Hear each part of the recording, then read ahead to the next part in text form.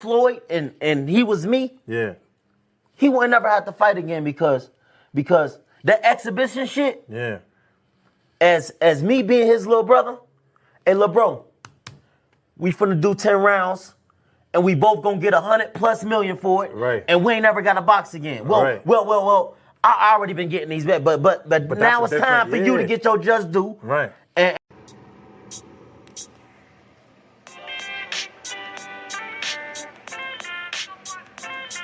Yo, you know the deal. We back again. We never slacking. Word 'em up. Ladies and guys, whether if you drunk or you high, it's time to pay respects to the illest man alive. If you think you got a point, he'll shrink you down to size. And from there it's downhill like a slinky or a slide. Open your eyes, got a deep connection with the rise, so you might see them jump in whenever they go live. Peep it, this channel blowing up now, it's not a secret. With tons of exclusive interviews to listen to. Them other channels I hate, but yo, they missing clues. They start narratives, sip the goose and twist the truth. It don't take a rocket scientist to get the proof. Just click the live at 4 p.m. Eastern time. But when you chime in, make sure you keep it kind. But if cowards want to debate, then it's feasting time. My man Jusdu shine busy all the time. Grind 24/7, 365. Videos he might have 365. My rhyme sick, they make you do a 365. You get a rich if you think you fit to survive. It's Jusdueboxing, time to click the live. Ain't no beginners, if you soft, you ain't down to ride. I crush you, respect too, it's Jusdu. He got the illest boxing show on the internet. The boy been a threat and he ain't even had dinner yet. Word 'em up. Yeah. You know what time it is.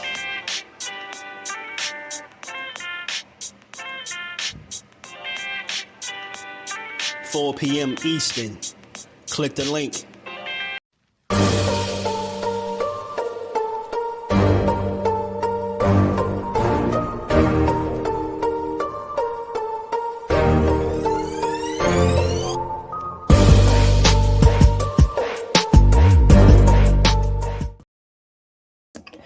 What up? What up? What's good? Shout out to the family. How y'all feeling on this good Tuesday? We back to build on this good boxing and give it its just due. Y'all already know. You catch this on the playback. Make sure you smash the like button, sub to the channel, turn your notifications on, and come build with the family.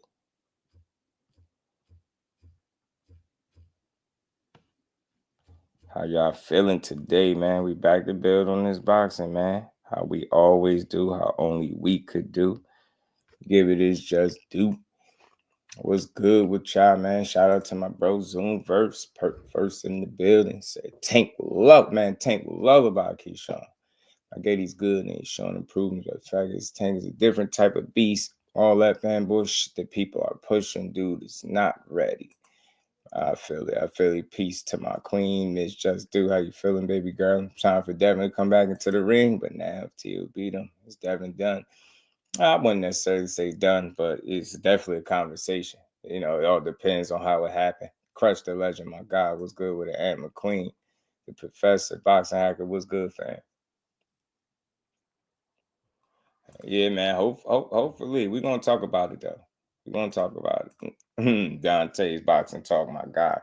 He said, knock, boss man in the building. Salute y'all, Ray Patterson. What it do, my guy? How you feeling? Shout out to everybody in the building. Y'all already know, hit that like button for you, bro. Let's build on this good old boxing. Let's hit these channel goals and keep on building, man. Got a good conversation. Got a good boxing build for y'all as always. I know by now, 4 p.m. I know y'all seeing the news. I know y'all seeing the reports. They're flooding the internet, man. They're flooding social media, man. They flooding social media, man. And they talking about it. And this is, honestly, this is right here. This is good talks right here. This is good stuff. You know what I mean? This is good stuff, man. It's Teofimo and Devin Haney, man. All these different sources, you know what I mean, reporting it. You know what I mean? Saying they in talks, they in negotiations, man. You got several sources, man, by now. Everybody reporting that they're in negotiations for 2025 so-called mega fight, man.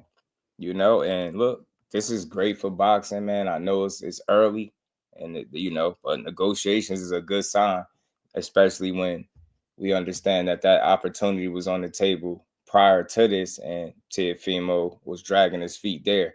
But just as much as I was giving him, you know, flack about not accepting, you know, quality fights and not being willing to get in there with guys that make sense, this would be him making me eat my words, and this would be something I would be glad to be wrong about. So him getting in the ring potentially with a Devin Haney could prove me wrong, and I'm glad to be wrong about stuff like this. I want to see this man test himself. I want to see him try to get the other titles at 140. I don't know what else he could be doing. You know what I mean? The opportunity is there for the taking. It's wide open, to be perfectly honest. The real Infinite was good, fam. It's wide open and it's there for the taking. So why not be the guy to, you know, start separating yourself from the pack? You get me? You came into the division on a strong note, but you know, then it got a little shaky. Then you went back up, then you went back down. There's no doubt in my mind that a fight like this will put you right back where you need to be. This will shut up a lot of naysayers. This would be, you know, this is the kind of fights that you need to be in. If you call yourself the takeover, this moves you in that direction. I believe you when you take fights like this, and I don't give a damn what happened between Devin and Ryan. You know, the next man up is my mentality. So if you in fact are targeting and looking to make a fight with, you know, Devin the Dream Haney, let's see this shit. You know, y'all been going back and forth for years. You put yourself on the NBF list. We all know what that is. You pretty much, you know, you've said everything about these fighters, but let's fight. But this will be a great change of pace, a great change of energy for the people. And I think this is how you get, you know, back on the winning side. This is how you win the people over, T.O. You know, negotiate with this man, make sure y'all make a fight and go out there and be who you supposed to be. You know what I mean? Right now, a lot of people ain't feeling T.O. because of all the racial remarks and different things that he been, you know, spewing all over the airwaves. So, you know what I mean? I think this would be an opportunity to create some separation between him and a lot of those ignorant things that he said, right? You know what I'm saying? Get in there and fight a real fighter. You get what I'm saying? A fight that people would like to see. And that'd be two of the best at 140, mixing it up. You get what I'm saying? Melanin Queen, shout out to the Queen. How you feeling today?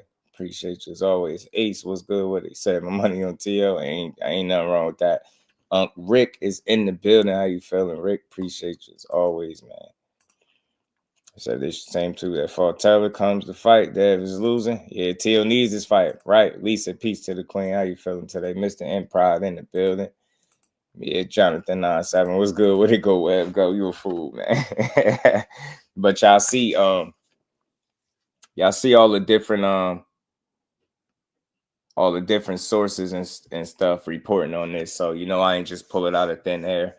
You know, some credible sites and things you know, reporting on this fight. So I know it's very early, it's premature, but this is a step in the right direction. You get what I'm saying? Mike Kirkland, what's good with it, bro? And you know, whether or not this is a mega fight, that remains to be seen. We don't quite know. I don't know if it's, I mean, obviously it's not the same fight that it would be if the Ryan Garcia situation never happened, right? I thought Devin couldn't make 140. Nah, that's where he going back at, bro. He going back to 140. He ain't never say he couldn't make it. But, you know, I could imagine that it's going to become more and more difficult as he continue to make that weight class. You know what I'm saying? But yeah, he goes 140 is where he was at. He ain't never say nothing about going to 47. I know they've been flirting with different possibilities, but I never believed that that's what he was doing anyway. And after the fight with Ryan, I definitely don't believe that, you know, a move to 47 is ideal for him. You get what I'm saying? That's more danger. You be moving right into more danger. And I think right now, if he's smart, you know, man, he would take this fight. You know what I'm saying? He will take this fight and use T.O. as a stepping block to get right back in the, on track. I do think this is a risky fight. You know what I'm saying? We all seen what happened with him and Ryan April 20th. People won't never forget that. We all seen that. And it got ugly, and it got ugly fast. You know what I'm saying? And he took an L there, but, you know, as fate would have it, you know, Ryan popped dirty. And, they, you know, that loss was turned to a no contest. He got his O back. So now he's still sitting comfortably at 31-0, ready to defend his O against a guy like Teo, who's sitting at 21-1. You get me? Coming off a win over Jermaine Ortiz, where people wasn't pleased with his performance. So this is an interesting fight, man. If this is to come to fruition, man, I don't see why people can't get behind it. Like I said, I get it. A lot of people still, they're hesitant on Teo. People ain't really feeling him because of the things that he's been spewing out his mouth. So, they're not interested in seeing him really make money at this point. But, there's a flip side to it. I do think this is a winnable fight for Devin Haney. Not easy, but a winnable fight for him for sure. I think stylistically, he can be a headache for Teofimo, respectfully, if he stayed the course and come in there with the right game plan. We all know Teo is not the best on his front foot. I wouldn't call him trash because I don't look at him as a trash fighter. He's just not the best on his front foot, and he seems to do his best if he got a guy that's coming at him. And we all know with Devin Haney, he'll take chances, but I think in that particular fight, he'll be looking to box and move and stay sharp, try to keep Teo at the end of the jab, catch him with them straight right hands, mix it up to the body. You get what I'm saying? Rinse and repeat kind of situation, because you can't afford to go in another fight where you make a big mistake and it costs you, it costs you a fight. This a hit different. Like if you, even though it'd be one official loss, it's still a hit very different. You go out there and get touched up and beat up by Teofimo. But like I said, this is why I respect the young man. This is how you do it, Devin Haney. I got to give him a ton of credit, bro. We did hear the talks of him coming back. It was looked at as, he was looking at Liam Parrow as a potential opponent. That fell through. It didn't come to fruition. Now Liam Parrow and Richardson Hitchens fight December 7th. So, I think that left opportunity for other fights to be made, right? So that didn't happen for Devin, right? And I respected that his mind was even on a tough fight like that. Parrow would have been a tough fight, especially coming back after the Ryan Garcia debacle. And now he ain't fighting him. So you hear him now in negotiations with Teofimo Lopez. I don't see why you wouldn't want to see it. I respect this dude for going about it this way. If this is a fight that he delivers next, or even if he get a tune-up and Teo is in a deal after that, however this come to fruition, I'm all in. And for the people that ain't feeling Teo, at least you get an opportunity to see him get his ass beat by somebody that can possibly beat him. And I think Devin Haney really could beat him. I think it's going to take the right game plan, of course. If you're not taking an in-between type of fight, right, whatever happens, if you just go straight into a Teofimo fight, of course, that makes it a lot more dangerous. But look, man, I believe in your ability to bounce back. You just got to make the moves, the right moves as you get there. You get what I'm saying? On your way there. Yeah, man, this is great. This is great for the sport. For sure, man. Shout out to my baby girl, man. Y'all make sure y'all smash on the like button. Mr. M Pride, what it do? Yeah, man. I gotta give him some. Gotta give him his just due. Al Booger, what it do? Shout out to my guy, Mr. M Pride. Mike Kirkland, my brother, was good with it. Listen, I'm optimistic, Mr. M Pride. Like I think he can bounce back, and I always thought this was a fight that, from a stylistic standpoint, that he could win. It's a lot of questions that he's gonna have to answer, of course, if he's just jumping right back in there with Teofimo, right, without a warm-up fight potentially. But I gotta say, I'll tip my hat to him. I respect it. This is how you want to see fighters moving, for real. Despite what we think of Teo, he's still a name in the fight, in the sport. He's still a top guy at 40. They looked at him. They looking at him as the number one guy. You know what I'm saying? All these guys got one title. You know what I mean? It's wide open. These kind of fights allow you to start separating yourself from the pack. This will be a title fight for Devin Haney. He already had a title. If he can go out here and take Teo out, man, that he'd be cooking with grease, man. They have to shut up. They have to chill on all that Ryan Garcia talk. Like, it happened, but you can't fault him for that forever, right? He got to move on.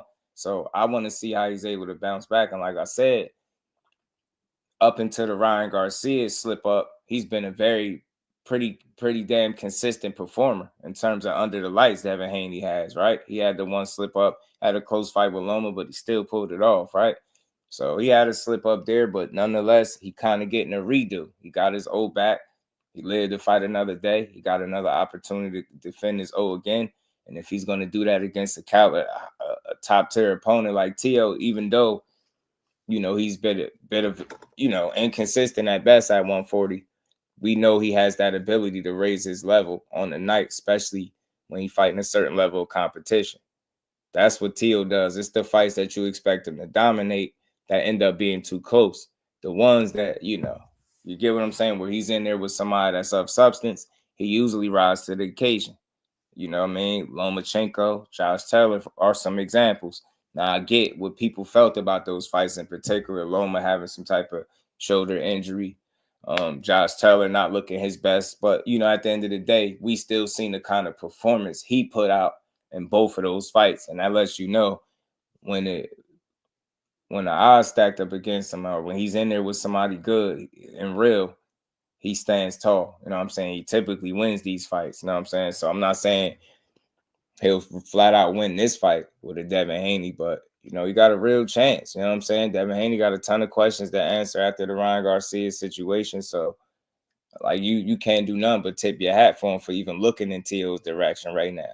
People expected him to go take softer touches and things like that. And right now, the names that you was hearing was Paro. That didn't happen. Now you get me. Hitchens got him. Now you're hearing Teo. Teo had an opportunity prior to this, but that's water under the bridge. And I don't want to focus on old shit. If this is where we at right now, like I said, man, they negotiating right now. Get boxing this fight, man. Devin Haney, I salute the hell out of you. If this is what you're doing and this is how you moving, this is how you separate yourself from the pack. You don't got to sit up there and you don't got to sell no wolf tickets. Go out there and take scalps. You know what I'm saying? And it'll be a perfect start. T.O. will be a perfect start to, you know, the next chapter of your career. Beat his ass. I'm rooting for Dev Haney 1,000,000% in this situation. T.O. is just not moving right. As a result, he makes it hard to support him. You know what I mean? I ain't wishing nothing bad on him or nothing, but I'm definitely not rooting for him over Devin in this fight. Yeah, man, if this is the fight he's taking, I like it. I like it. Zone verse, my guy, is the issue. Prior to this, Dad was trying to 80-20 T.O. T.O. wasn't trying to do that. Dad just tried to display other fighters thinking he deserved 80%. Bill gonna say T.O. priced himself out. I did hear something about him saying something about 20 million though. So that was the price I moved the first time.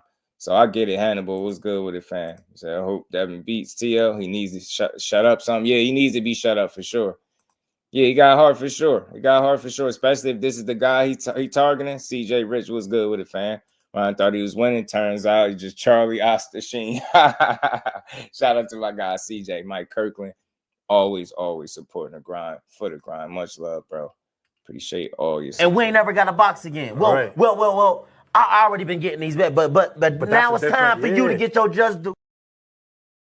Shout out to Mike Kirkland. Jordan C, my guy, GG Champ, was good with it. Hannibal, he said, you think Dale's going to take an easy fight?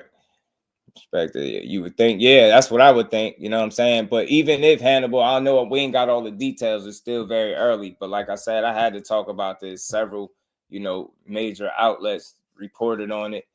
I got reason to believe it. I've heard about it from some real solid sources. So let the games begin, man. You know what I'm saying? Shout out to Jordan. Hannibal was good with it. I definitely respect him. Teach was good with it, bro. J.A. Dixon in the building was good. Jay Banks, my guy. EA in the building. All things. B-Dog was good with it. Just doing it. Was good, fam. I like it. I got Devin over T. I talk to him, B-Dog. I got faith in this young lad, bro. I got faith in him. I do. I know he got a lot of questions to answer, and that's fair. You know what I'm saying? We just don't know all the way where he's at, as far as mentally, physically, all that stuff, right? Because he said that fight hit him more than just financially, mentally, emotionally, you know what I mean? All that stuff. So he got to get all the way back. I mean, how is he going to respond when he get hit with a good punch? Preferably a left hook. If T.O. cracking with a left hook, how is he going to respond, right? So he going to start fighting them demons. It's fair. It's fair to ask those questions. But for me, I'm very optimistic. I don't believe one fight will ruin him. I think he's very competitive. I think he wants to be great. You know what I mean? He's proven that thus far, I believe. So I think he's going to get back to it, man. This is a great fight to build off and shut up a lot of people. You know what I'm saying? In a sense, Hannibal, in a sense. It's kind of long overdue, but you know what's funny? It still ain't over-marinated is the great point. Like somebody took damage. You know, guys took L's, so to speak, but at the end of the day, they still at the top of their game, so it's still a great fight. Absolutely, B-Dog. He up and down. He up and down. Are you putting any money on Devin? That I wouldn't do. That would be risky though, Mr. Empire. Like respectfully, like if you did, you wouldn't want to put no crazy money, and that's not because you doubt him. That's because you don't fully know where he's at all the way. You know what I'm saying? I got faith that this is a fight he could win, but when it comes to that money, that's when it get a little tricky. You know what I'm saying? Because it's like at that point, is it a good bet coming off the situation he's coming off? You get what I'm saying? So it's tough. Shout out to GG Champ. What's good with it, fam? Dragon Assassin official was good, bro. Get set up for TL. Nah, he said don't do it. That versus TL would be fire. Yeah, man. Look, this a real thing. It's a real thing. Your boy just ain't just pull it out of nowhere. I know, and I do. This is why I did this way. For the people that be on Twitter and Instagram, they go to Michael Benson's reporting it. He reporting it from Forbes. Forbes is this right here where I clipped this and they were talking about it also in this. So that's where they reported it from. You got another source as well. Know what I mean? Being negotiating, it's a mega fight. So these are good signs. Teofimo versus Devin Haney reportedly in talks. You got sources on top of sources. So I just wanted to show y'all a few of them. And that's what's out there. This is good for boxing. This is how you grow the sport. This is how you grow your profile, your name. Devin Haney, this is how you get back all that BS. You know you don't have to fight Ryan Garcia right back again. I said this. The good thing about that fight was I thought he was going to have options. I thought people was going to feel like that he fooled. And again, that leads to opportunities, right? And more options. So this Teofimo one I've been flirted with for some time, right? You know, we seen the back and forth with them and we liked it. It was entertaining. Devin Haney seemed like he wanted to put hands on him right there. So this is good for boxing, bro.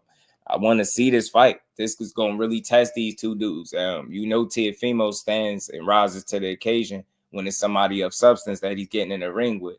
So regardless of what happened to Devin Haney, he can't expect to do the same thing. He's going to have to put in that work. He ain't Ryan Garcia, whether that's good or a bad thing. He's still going to have to put in his work. He's still going to have to put together a game plan and go get it, right? It wasn't easy for Ryan. That still was a closer fight than what people made it seem, right? So Devin won several rounds in that fight. Get what I'm saying? So, and that was with a bad game plan to make from start. You know what I'm saying? So now you had an opportunity to learn from that, make your necessary adjustments, go back to what makes Devin Haney, what makes you a very sharp fighter and hard to deal with. Boxing, being precise, picking your shots. You get what I'm saying? Staying long, staying on the outside, getting people drunk with that jab people eyes out if you got to. You know what I'm saying? Jab his eyes out, you know.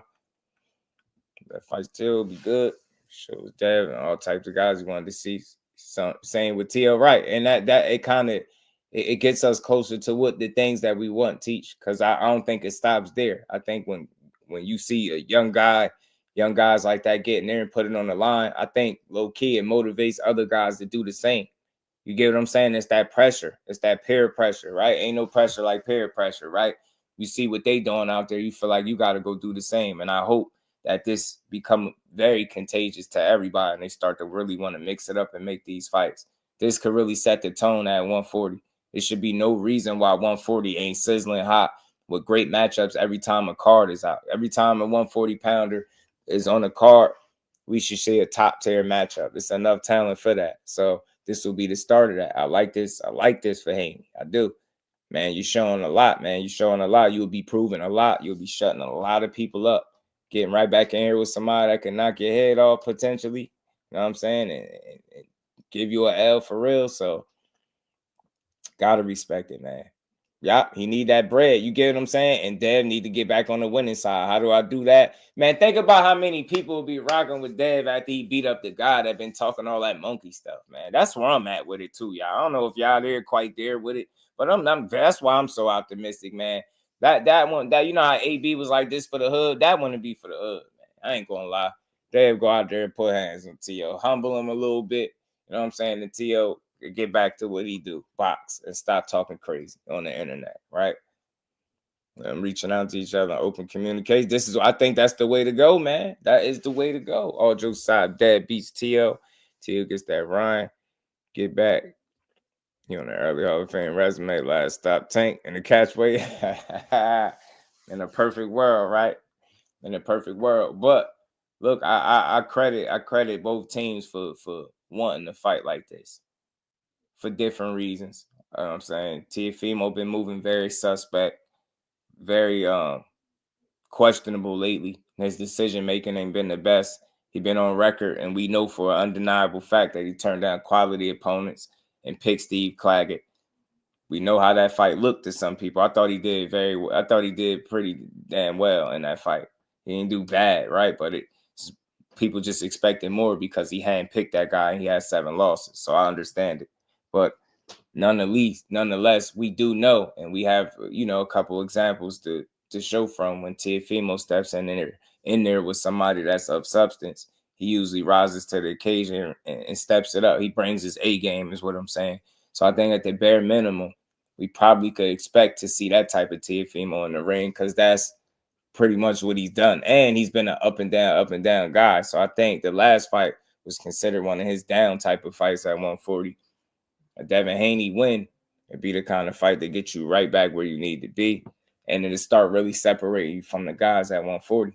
You know what I'm saying? Instead of just living off one win over Josh Taylor, that since then got beat up by, Jack Catterall, and I hear is about to make, a move to 47. Give him sense, instead of living off that win, you can start putting together a real resume at 140 where people can't deny you. You say you the takeover, right? And it's time to move like it. 704 Joe, what's good with it? Shout out to Cash. What's good, family? How you feeling? He said, that's why I hope Devin wins. Also, Teal Mouth. Yeah, I want to see him beat up too, Mike Kirkland. I just think, for the hood, as AB said. You know what I mean? He was just too much disrespect, everything but let's fight. So look, I would give him a ton of credit as well, Teofimo, for finally shutting up and getting in there with somebody that is really going to test him, because this is really a fight that he could lose. We being honest, it's definitely a fight he could lose. You know what I mean? Ain't no for sure bet he go in there and beat Devin Haney, but it ain't no for sure thing that Devin Haney goes in there and beat him. So these are the type of 50-50 fights that we need to see. And like I said, man, look, this an answer. Tio, I think, forced Devin to have to answer all the questions that people had for him. His chin, his heart, you know what I mean? If he really focused, is he all the way back? Do he really still want to be great, right? Can he really bounce back and still be the same fighter after what Ryan Garcia did to him? All those questions, and some, although they, pretty fair, but I believe in him. Like, he young as hell. He got youth on his side, man. He got an opportunity to really bounce back. You got some good people around you too. You utilize what you have, your resources, right? You work hard as hell. You are a smart fighter. You ain't a 2-division champion for nothing. You ain't just become undisputed for not putting in no work. I understand people feel like the rule wasn't that tough. I get it. But he put that work in nonetheless. So that's he just need that same mentality, that type of mentality that got him to be a 2-division champion, right? Be sharp, be smart. Like Regis Prograde, that was surgical. That was intelligence, man. That was from round 1 to 12. You was on top of your game. We need that Devin Haney. I know you could be that guy. You get back in there and beat T.O. ass. I'm very optimistic, y'all. Beat T.O. up. He need his ass beat for real, for real. I want Devin to get his first knockout in years on Teofimo. That'll boost him too. Hell yeah, that talk crazy. You get chipped up, death of 1,000 jabs. You get me? Shout out to my bro Allen, man, for the 5 pieces. That support. Appreciate that, man. Everybody contributing to the channel. And we ain't never got to box again. Well, Right. well, I already been getting these bets, but now it's time for you to get your just due. Shout out to my guy Allen, man. Much love, Brody. Mr. Stu, to my baby girl, I see you. Now, just Tio thinks he's something in my he think he sees something. Hey, but we gonna talk about that too. Legacy mindset. What's good with it? KO, what's good with it, family? Good show last night, man. Great show as always, doing your thing. Shout out to my guy, man. Shout out to my guy, KO. Appreciate your work, bro. Legacy was good with it. So not take away from the young brother. Look, yeah, he put in work, but look, there's just an honest conversation. Roger was good with it because it's early and I know it's circulating, and I like this. I like this for him, man. Look, I love boxing, so it's never personal. I like to see dudes get in there and prove it and be the guy that you say you are. Young Devin the Dream Haney would be putting himself in a very good situation. You go out there and scout Teofimo and take his belt. You already had one belt bag. I hate the move that he made, but it is what it is. You can't go backwards, only forwards. This is good. What you see, Ronnie. I see something. That GM was good with it, fam. Do Devin State champ and recess if he win? I wonder, do we? Well, I think, you know what? I think that title is why he would even be in a position, right? Bro, I had a level of respect for a lot of kinds of. Yeah, oh, you already know, man. Likewise, I know what it is, man. I know for a fact you understand why I'm here. You get it, man, and I'm always rock with you in front of everybody. You already know. Behind the scenes, on the scenes. Shout out to my guy KO. We gonna keep on building this good old sport. Building Devin going at the tail because Ortiz did really. So look. We could talk about it both ways. Shout out to my bro Mark West, man, and the Cash App, man. Much love, much appreciation. And we ain't never got a box again. Well, Right. well. I already been getting these bet, but now it's time for you to get your just do. Shout out to you, bro. Appreciate you, Mark. There's two ways to look at this, right? Teo had a shaky performance against, or what people consider a shaky performance against Claggett. Before that, he fought. Who was that? What order was that? I don't want to be wrong. Was it Jermaine Ortiz? You get me? Hold on, let me pull this up. I don't want to be wrong, man. Pardon me. I don't want to forget I want to get the order in which he fought these guys mixed up. I don't think I'm wrong. I think I'm on point, though. I think I'm on point. Yeah, I am on point. Yeah, so it was Jermaine Ortiz before that. That was considered shaky. Claggett, he did his thing. He went out there and threw a lot of punches. He landed a lot of punches. I think a career high. I get it. People expected more, but it wasn't the worst performance. So you got two back-to-back fights where people ain't really, you know what I mean? You didn't impress people too much in your last two outings. Devin got took through the ringer. We all seen that fight. People won't forget it. They won't let him forget it. You know what I'm saying? Kyle Cooley, shout out to my guy, man. Bless his family. How you feeling? They won't let him forget it. But look, they both got an opportunity to prove it against each other, and that's what boxing really is about. The next man up. Just because you took a tough fight against Ryan Garcia don't mean you got to stop proving it. It didn't go your way, but in the end, it kind of went your way. You got your O back.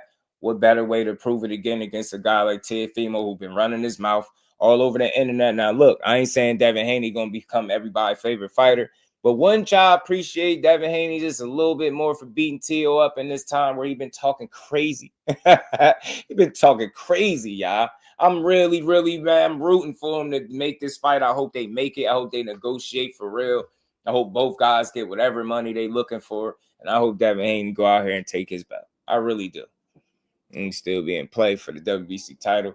If he gets them to make him franchise champion, then he can use that status as a challenge for his WBC back. Appreciate you clearing that up. Shout out to my brother KO, man. Appreciate that, fam. Appreciate you. Somebody just asked that too. Screw all that talking, just fight. Mr. Improv was good with it, fam. So I hope he beats the sleeves all tail. I wonder if Haney can pull it off. Thank Father, what it do? Man, look, it's not an easy fight, though. It's not either way. But, you know, I think if the Ryan Garcia situation never happens, obviously we have less questions for Devin Haney. I would 100% been all in. I'm still all in, but I always thought stylistically Devin would be a headache for Teo. That's why he wasn't in no type of rush to fight him. So this is kind of surprising to me to hear that they negotiate. And now, after we heard that he previously turned down an opportunity to fight Devin. So that's water under the bridge. This is how you get back. Teo, you've been doing all of that talking. You put yourself on that NBF list. This will be an opportunity to change the pace for a little while, right? I still ain't rooting for him. But like I said, man, it's never nothing against Devin Haney. You went out there against Ryan Garcia. It didn't go your way. All right, on to the next. But I ain't going to lie to you. I would like him just a little bit more if he go out here and beat Teo up. In this climate where he just been, you know, freely running his mouth, being very disrespectful to the culture, man, and just not holding himself accountable, right? And he every opportunity he got, every interview, every time the microphone come on, he just spewing nothing but ignorance. Devin Haney, go out there and beat this boy ass, man. You know what I'm saying? Go out there and beat his ass. I'm telling you, I'm openly saying this. He need to be humbled in front of everybody. He need his belt took and all of that. You get what I'm saying? All that shit need to happen. The press conference would be fun, bro. The chosen one is snag. Y'all crazy. TM was good with it. Got him not find a way to flip this entire story to try to administer further hate towards Tank. Yeah, you can't do that, man. Tank doing what he's doing, man. People really don't like boxing when they do that, bro. Tim was good, fam. I got Devin the Dream is back. Yeah, man. BJ was good, family. Yeah, man. I think he could do it, bro. A lot of questions he can answer, but with the right game plan, he could give T.O. fits. He don't like people that stay disciplined in box. We seen it. We all been watching T.O. together. Y'all tell me when I'm wrong. When you coming forward on T.O. and he's able to kind of counter punch and be cute, he's good on that. You get what I'm saying? But surprisingly, when he has to be on the front foot is when he don't perform his best. Now, to his credit, like I said, when he's fighting credible guys, he usually bring his A game. But again, styles really make fights, and if Devin could return to form, he definitely could beat this dude with the right game plan. You know what I mean? I'm telling you, all that fake cute shit, it won't work with somebody that's just disciplined behind the jab, that's boxing and moving, picking their shots. He don't want that. That shit'll create a headache for him. He wants you to come forward so he can have his way, so he could pick his shots, counter punch, like I said, and sit back and be cute. You get what I'm saying? Devin Haney will be a fucking nuisance to this dude.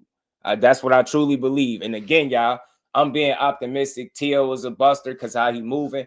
I respect his talent, but not his mentality as a young man. He's a goofy to me. So still appreciate the talent that he display, but I'm definitely rooting for him to get his head bust in this fight. You know what I'm saying? I hope they make it sooner than later. And like I said, man, Devin Haney, this is how you do it, bro. You want to be the dream. You want to separate yourself from these other guys at 140. T.O. is a great guy to start with. I mean, you started it off with Regis. I mean, then you moved on to Ryan Garcia. You got tricked out of your spot right there, respectfully. But Teofimo, I think, is right up your alley. I think this would be one of those calculated, smart risks that you've known to take. So I'm all for this, yo. Motown, what's good, family? How you feeling? Yeah, it's a 50-50. It really is. Let him finna watch it. Flame was good with it, fam. Y'all make sure y'all smashing the like button, sub to the channel as well, man. We're going to keep building. We're going to have some fun with this. We got a few things to talk about, man. And I'm also going to touch on that Keyshawn stuff. And y'all know I'm a big supporter of his. But, you know, I got to be real. You know what I mean? He having fun, and I get it. But that fight ain't happening. But we're going to get to that. Talk about that a little bit too, man. Where criteria reminds me of the guy that misplaces keys and start cursing at the world. T.O.'s all over the place, man. But it's crazy because this kid knows how to operate in chaos. This is the strange thing about the career of Teofimo. He had me fooled, y'all. I remember he humbled me in a sense. He made me eat my words. I had to eat some crow with Teofimo once already. I for sure knew Josh Taylor was going to kick his ass. I knew it. I was like, yo, he all over the place. He in the interviews, going back and forth with his father. He mentally breaking down. I said he doing all of this stuff at the wrong time. I think he was going through some stuff with his female. I was like, there's no way he get in this ring and beat Josh Taylor up. Wrong. That man got in there and beat Josh Taylor ass. So I do respect his talent in the ring. I just don't like the things that come out of his mouth and how he moves as a young man. He could do a lot better if he just do things like this, make fights like this, fight the Devin Haneys of the world. Stop calling out Terrence Crawford from 2 weight classes up. Stop calling Tank Davis from a weight class down. Those fights are not happening, but this one seemed a lot more realistic. Bob Arum worked with Devin Haney before. Should be an easy fight to make for real, especially if Top Rank gonna be the ones putting this fight on. Put it on, man. Let's see it. I know this Tank fans get mad when someone call them out. I'll say this real quick just to pivot off that, and I'll get back to this.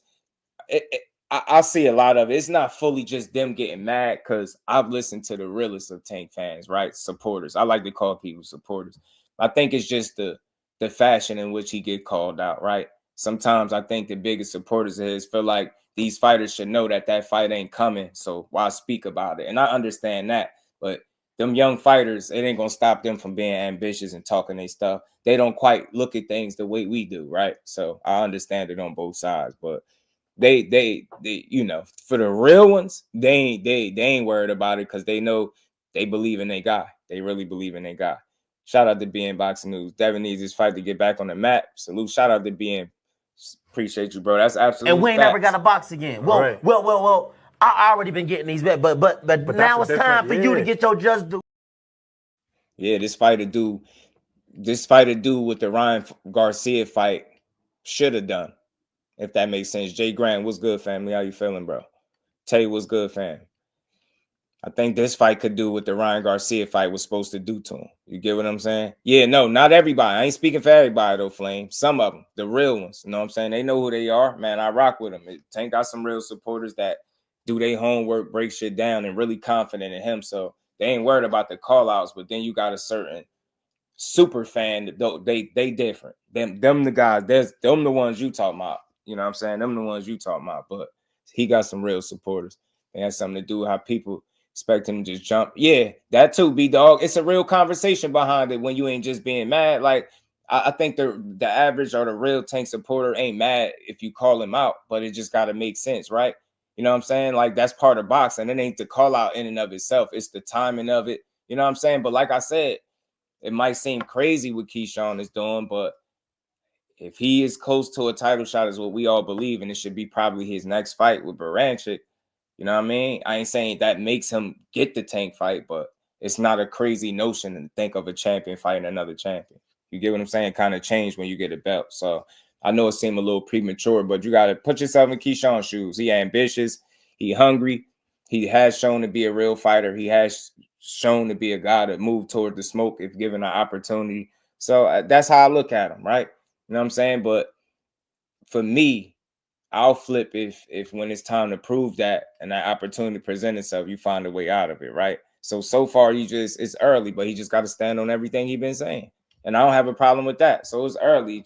Call out's supposed to happen.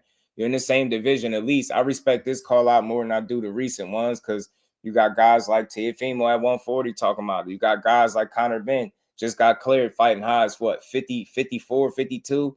Where is he at? You get what I'm saying? Talking about Tank. Those are not realistic, but at least a guy in his weight class, it happens. It's boxing. You know what I'm saying? He just got to deliver on that when that opportunity comes. You know what I'm saying? If, in fact, he ever get an opportunity. He said, ain't no found life again.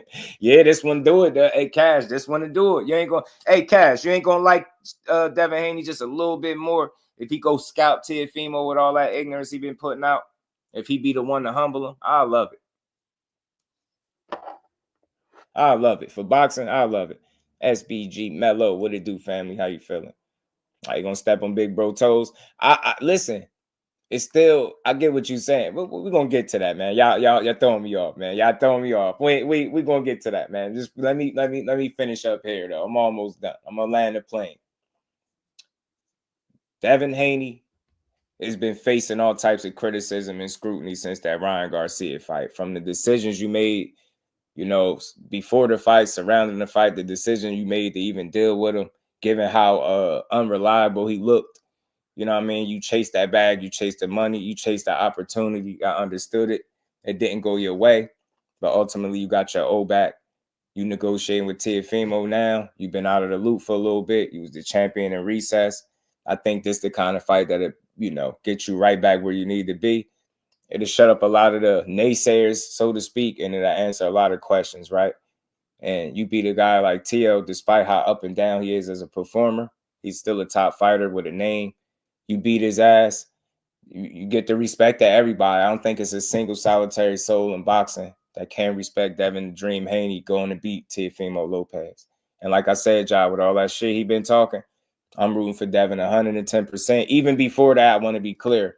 I always thought stylistically he could beat Teo. Not an easy fight. I'm not saying the fight is going to be easy, but I think the things that he do well, he can do them consistently. And as long as he can return to form, I can see him beating a guy like Teofimo on points. I really could see him outboxing Teo. I could see him frustrating him.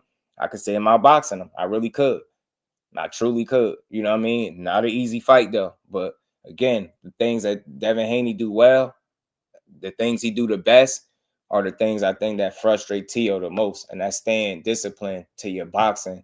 You know what I mean? Keeping a long jab in his face, keeping him on the outside and making him come find you. He's not the best when he got to come do that. We've seen it time and time again. And I learned that in recent fights about Teo. I've seen some consistency there. If he got to be on that front foot going to get you, man, he ain't going to look his best. If you got good feet and you can move, Devin got good enough feet to me. He can move. He's intelligent in the ring. That's what Teofimo don't like. He banking on you to come forward and not be smart. So, again, I think style from a style standpoint, I think Devin could be a headache for him. Right. One thing for sure, Devin is not scared of no smoke. I'm giving them credit for this. I know it's early and they negotiating, but this is what I like to see from fighters. I really do. What is I hyped about this? Devin versus Teal fight. If Haney loses, he shouldn't be complaining. He should have taken a warning before this fight. Yeah, and it still remains to be seen if that's what's going to happen, because I wouldn't be totally surprised if they slip that in the mix of this, right?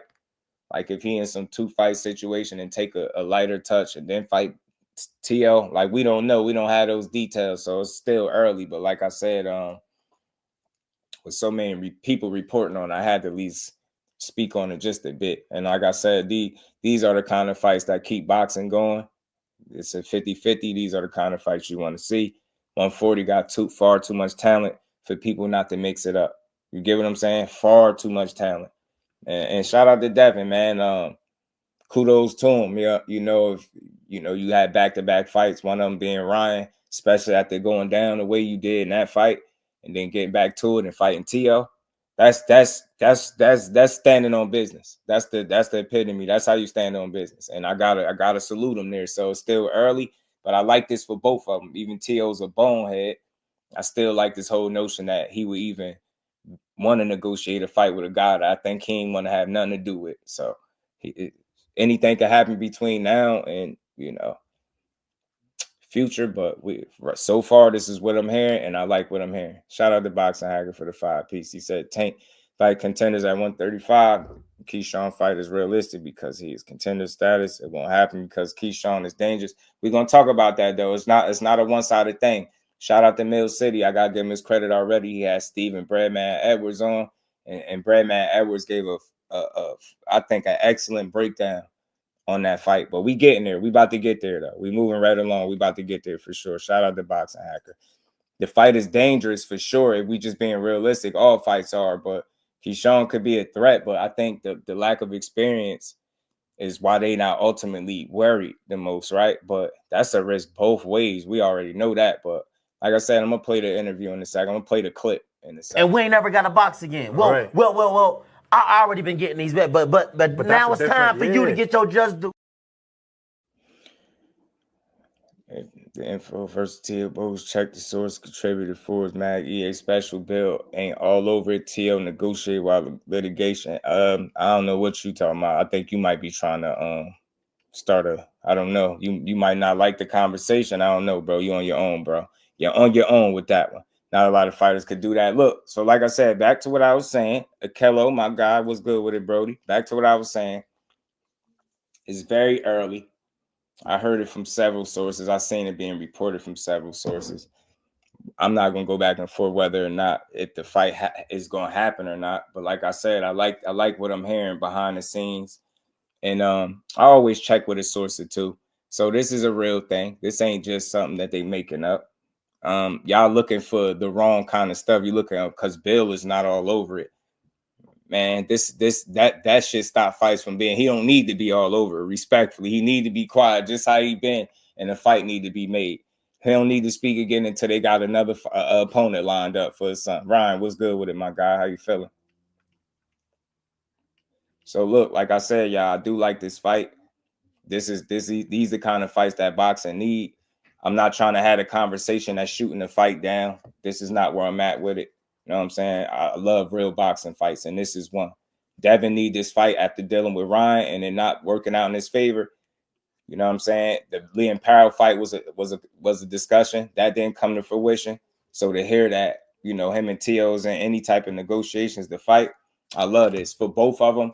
But I'm not rooting for Teo. I'm rooting for Devin.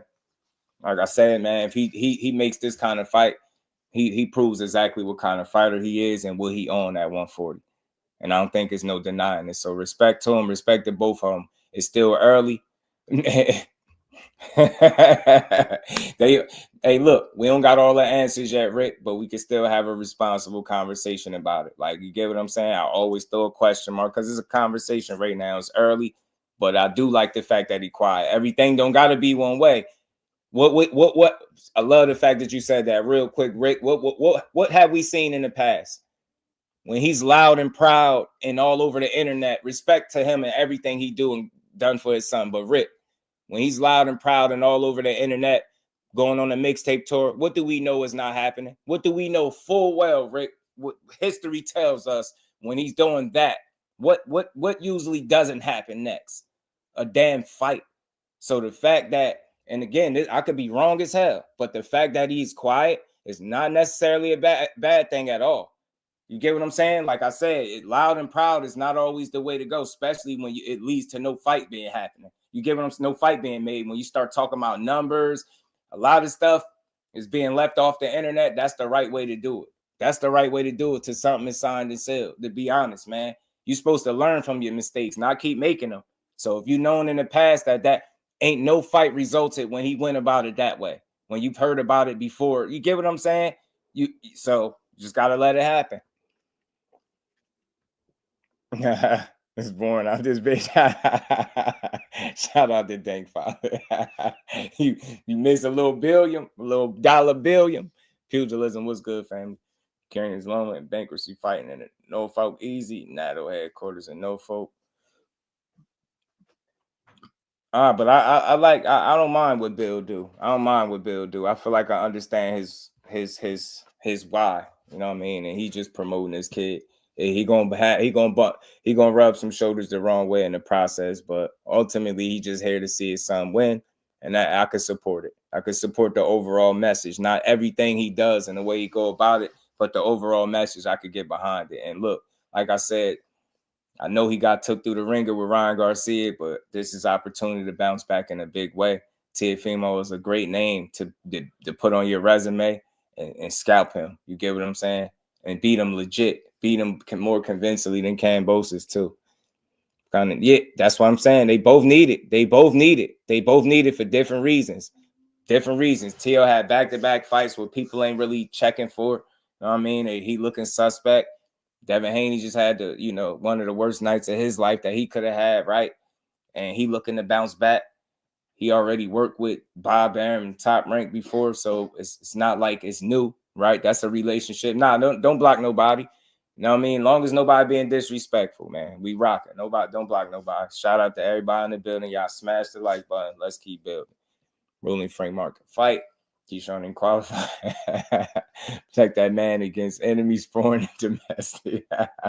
It's a good fight, man. It's a good fight. It's a good fight, and it's a great time. I know, it's a perfect time for Devin Haney. He has shut a lot of people up because I know some people that's gonna be doubting him, and I think Teo is the guy to get back on the ball with. I really do.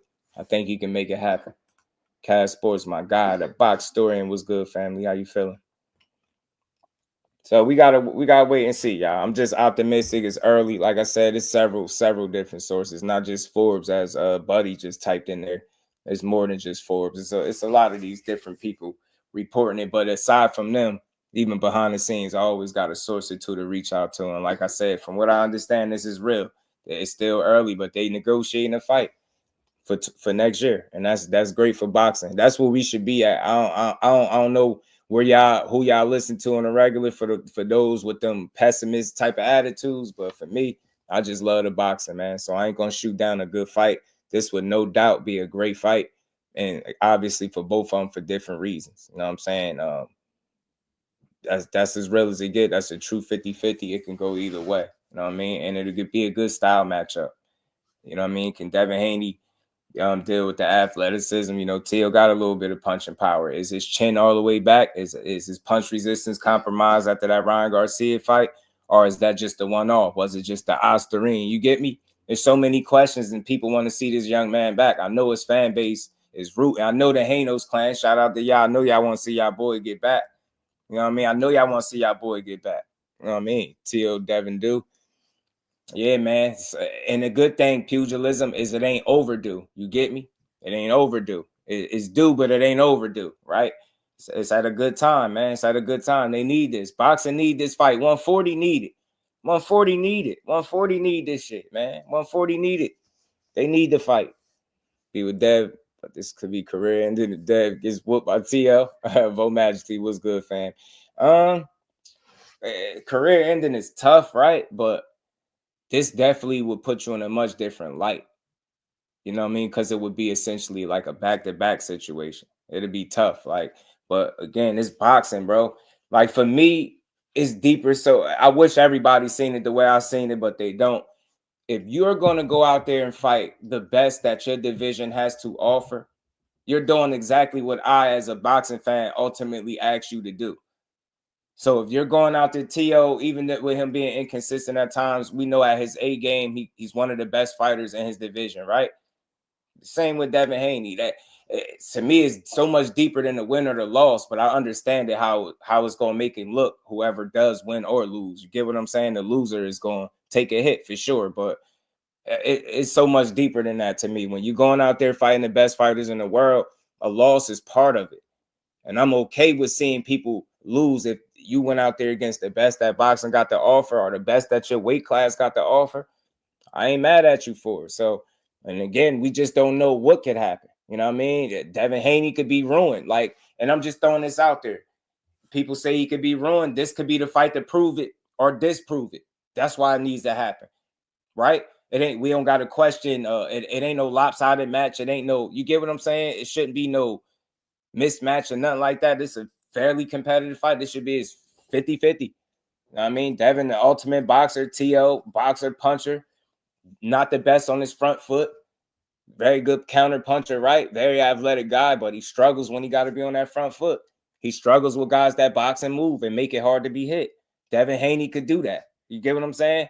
That's why I think he never was in a super rush to fight him. You know what I'm saying? I don't care what he say. Man, maybe he can prove me wrong, but I want to see it. I mean, this is a fight I want to see for sure. This is a fight I want to see, man. No doubt, man. But let's see, man. It's still early. 2025 is near. So hopefully we get some updates and some real traction and you know, some more solid details. But as it stands right now, y'all, on some boxing shit, this is a great fight. Shout out to Devin. If this is what you're doing, TL, kudos to you. But I'm definitely rooting for you to get beat up 100%. 110%. 110%. So it is what it is, man. Let's go, right? Yeah, that's why I say F all the politics aside, man. Like, I don't even want to have that conversation because it'll just destroy the energy. But there's no reason why this can't happen. It was an option before, prior to this. It's still there now. I feel like, you know, it's a good time to strike for both of these guys, man. You want to see it. Can Tio finally fight, you know, one of the fighters on the NBF list and do something with him? Can he finally face his demons in the ring? Because that's what he'll be doing. You get what I'm saying? Can he beat a young stud like Devin Haney? And let's keep it real before we move on past this. Let's keep it real. Bill and Devin, they do their scout and they do their homework. Shit, Tio ain't looked unbeatable in his last few fights. Shit, hell, he ain't looked unbeatable at all in his whole run at 140. He been up and down, up and down. Let's be honest. So they could be scouting him for that reason. And on the flip end, let's be honest. Teofimo Lopez Jr. and Sr. both seen what happened April 20th. Everybody did. We all seen it. So all I'm saying is they looking at him like, hey, man, that dude might not be the same fighter. He done said it so many times. Oh, he's ruined. You know, Lopez Sr. done been on the record a number of times talking about that. So now you got an opportunity to prove it. Who the hell don't want to see this fight? Y'all remember that the zone back and forth when they was arguing with each other? Man, I wanted to see it then. I wanted to see it back then. I damn sure want to see it now. I want to see it now. Time for Tio to put up and shut up. And again, shout out to Haino's clan because y'all going to be one extra deep that night because I'm telling you, I'm rocking with him. Beat his ass, Devin. You know what I'm saying? Get back in there. Shut up some of them naysayers and keep making great fights. This would be the perfect start. Go beat Tio up. They trying to look at you as food. They think they don't think you the same. They think you ruined. You got an opportunity to shut all that up by beating Tio up. And like I said, you probably went over a couple more fans because he's been talking crazy lately.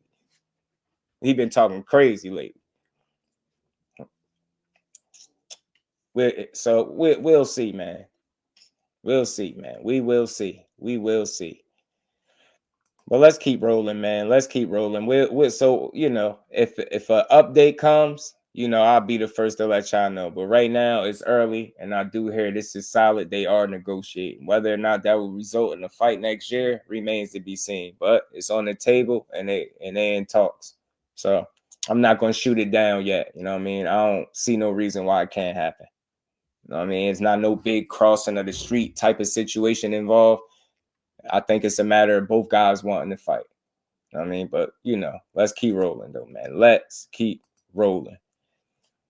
I'm busy. My guy was good with it, bro. Yeah, I'm definitely supporting Dad beating T.O. ass. 1,000,000%. 1,000,000%. I was supporting him win, lose, or draw. Like, him losing to Ryan didn't mean shit to me. You know what I mean? I was still rocking with him before the Osterine, after the Osterine. Don't nothing change. And I would love to see him get back with T.O. though. Win over T.O. Fly frequency. What's good, fam? Yeah, I hope he don't. I hope he don't. I hope he don't. I hope he don't. You know what I'm saying? I hope this fight do come to fruition, man. It's great. There's no reason why it can't happen. But we know not to get too high or too low on it because, you know, anything can happen from now and you know, between now and next year. So we'll see. But that's a real fight though, man. Yeah, Jay, man, trying to be in the building. Right. If they stack the cards, a Riyadh season card. Can be like the Golden Boy one this weekend, but top rank version. I like your thinking, Ryan. That's a good point. It's a good point. Could be. It could be. But let's keep rolling, man. Let's keep rolling. So look, we just seen Friday night, man. Keyshawn went out there and had the performance of his lifetime, right? Yeah, I guess arguably was his best performance of his career. And just like any other good fight, it still got people talking, you know, days after the fight has taken place. And, you know, look, he's been loud and proud and very bold about what he want, who he want to fight. And, you know, he's been calling for Tank Davis. And I ain't going to get too far into it. Like, I think that's always going to happen because he's a top guy. If he wasn't, nobody would be calling his name. So it only validates him as a fighter, his drawing power, the interest, the fact that people know where the money is, where the opportunity is. They know where the clout is at. All that stuff is real. So I get some people saying it's clout chasing. I think it's just part of boxing. So, you know, like I said, as long as when you in that ring, you standing on business, I could look at you as the real fighter that you present yourself as. And I know that, you know, in the sport where y'all in it to make money, and you know who the money guy is, I would be surprised if you didn't mention him. You get what I'm saying? But I think it's more important to just stay focused on what's in front of you. And I think the real thing that's in front of him, although that would be an entertaining fight at some point down the line, it's still early for it, respectfully. You still got to get something that would even make sense for Tank to fight him right now. It wouldn't be a reason. A title that could change things, but you don't know how anything could play out down the line. But he's been very vocal about what he wants, but he should be. Like, just like all I say is stand on business. I can't be mad at him for being ambitious and wanting the biggest fight possible, right? I can't be mad at that. You know what I'm saying?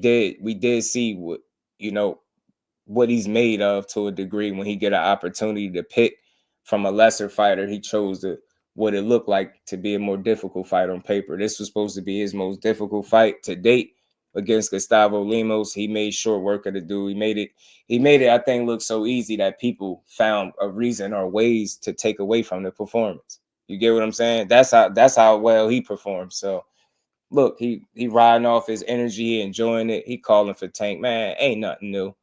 Ain't nothing new. Everybody does that. But most importantly, don't lose sight of what's in front of you. And I think what we all know is in front of him is a WBO title shot. And I think the fact that, you know, he's more so saying Tank than what's really coming next, that's why people like, yo, that's clout chasing. You know that's not coming next. But I think for me, I just hear it a little bit different. He's saying what he want and what he would like. He ain't saying that, oh, I'm fighting him next. He's just saying it hasn't been proven that he doesn't want that fight, right? It could be talk for right now, but, you know, time reveals all things. And right now, I just don't think he's in a position to get it. You know, as a real fight fan, I think that does absolutely nothing for Tank. I think we all know full well Shakur Stevenson is there, and that fight is there for the making, rather sooner than later. You know what I'm saying? Shakur Stevenson feels that way himself. He feel like that fight gonna happen next year, and I'm hopeful that it do. So I think Keyshawn is just doing what he's doing, being a confident, outspoken, bold fighter that he is. I like his temperament. I like how he fight. He's a dog to me. You know what I'm saying? Yeah, we know his levels when it comes to Tank, but that's not gonna stop people from, you know, wanting to call him out. I think the more people speak on him, the more people gonna call him out because they know that's where the clout is at. That's where the money is at. That's where the best opportunity is. So I'm never gonna be against a fighter speaking that way, right? It's cool, but just continue to step up every time you're in the ring, and I'm okay. Like with you being ambitious, I'm okay with you saying what you want. But like I said, it's a fine line there too. Big Dre was good. Don't overdo it. You know what I mean? Don't overdo it. You know, because the fight ain't happening right now. And like I said, what's more likely to happen is you get that WBO title shot. But that's great for you because the more experience for you, the better for you in your career. And you will actually have something that's worth a guy like Tank even looking your way for, because that would be a unification, right? Not saying that it happens, but like I said, just stay focused on what's in front of you, because I think that's more realistic. That's in front of you. And again, with the right kind of win and you get you a title, maybe somebody actually does look your way, or you know, just open up more opportunities, more doors for you. So I just want to see the young man stay focused, but I think he's just having fun. But I think he mean it for right now, and because I haven't seen any reason to not believe he don't want the best opportunity. And for me, to say that he's scared, or you know how people are saying don't nobody want to fight Tank, I think that's like saying don't nobody want to make money. Yeah, don't nobody want to lose, but I think you're a fool to turn down that opportunity if you're in his weight class. You get what I'm saying? So until that is the case, until that's confirmed, I'm not going to knock him and treat him like a guy that's not about to smoke. But it is premature, respectfully, for that fight. And on top of that, I don't think it will ever happen. That's what I'll also say that. I don't think it, I personally don't think it'll ever happen. I'm going to play this short little build from Mill City. I seen this over here. I seen Stephen Breadman Edwards, the coach and trainer, give a great breakdown as to why this fight may not happen, should I say. And I think what he said was spot on. And it's so much deeper than trying to look at the fighters and paint guys as being ducks, trying to avoid each other. It's so much more to consider. But like I said, I'm going to play this clip because he said it better than me. So like I said, I'm not against no great fights happening. I want to see them all. But just looking at the landscape of things, that particular fight, Davis and Davis, is premature. That would do nothing for Tank. If anybody that's calling for that, like right now, is being a bit hypocritical, you know what I'm saying? Because they always talk about, you know, fight somebody that makes sense, or, you know, don't go backwards, fight the absolute top guys. Keyshawn still proving that respectfully. He in that contender space, about to be competing for the title soon enough. But there's other fish to fry. There's bigger fish to fry. And let's not be silly about it. Shakur Stevenson is still at 135. As long as he is there, I don't give a damn where he signed. I want to see that fight, and I want to see it sooner than later. You know what I'm saying? But I'm going to play this quick clip from Breadman Edwards. Like I said, he gave a great breakdown and some real good insight as to why this fight won't happen. And I think, again, I appreciate insight like this because it's far deeper than just, this guy's ducking. You know, he really don't want to fight. It's just so much more to it than that. Like I said, I'm gonna let me get to this, y'all. Y'all make sure y'all socking that like button out and rocking. Get this up, man. Pardon me, y'all. Let me get this up. Let me get it up.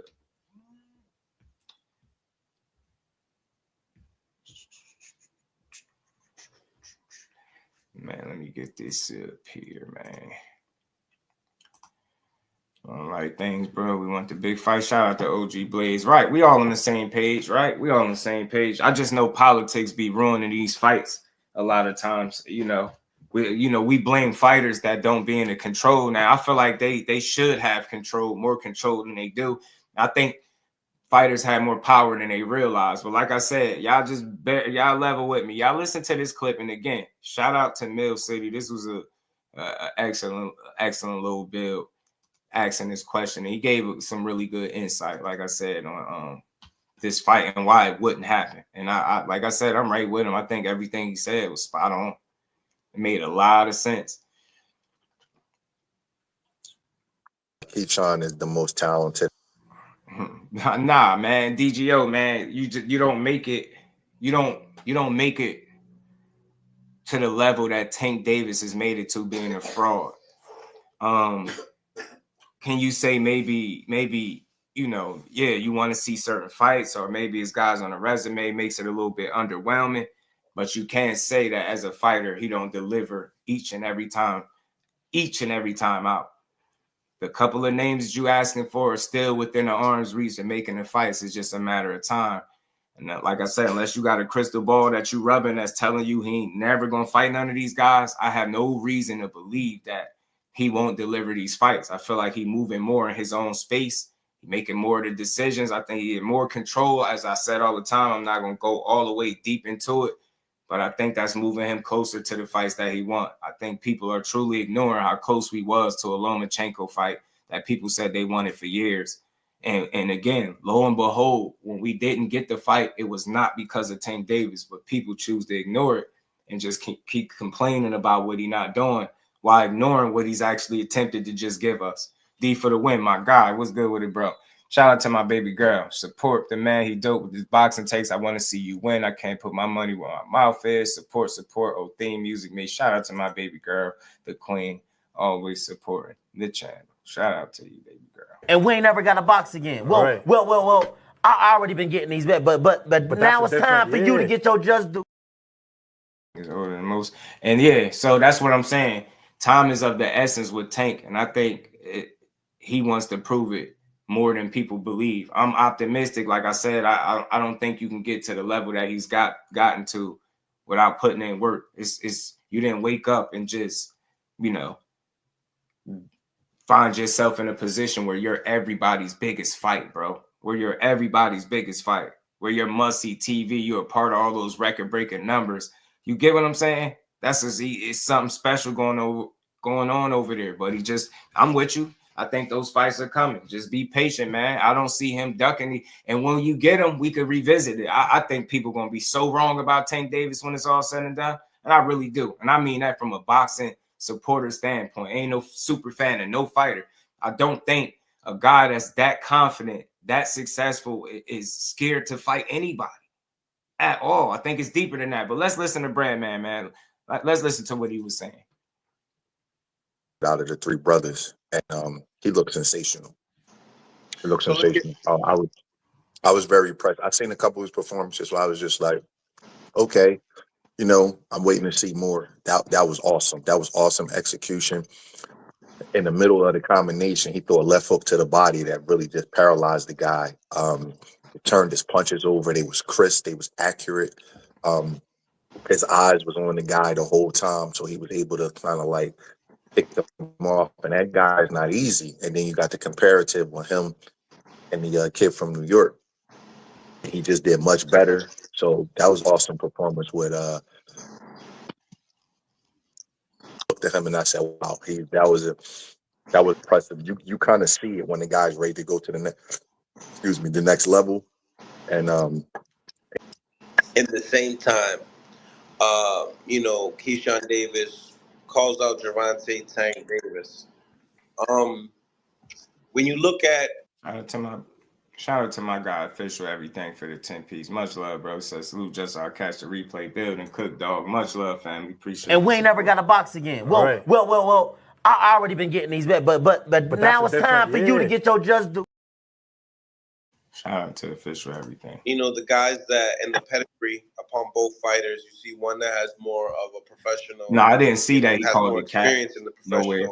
But then you have a silver medalist in the same time.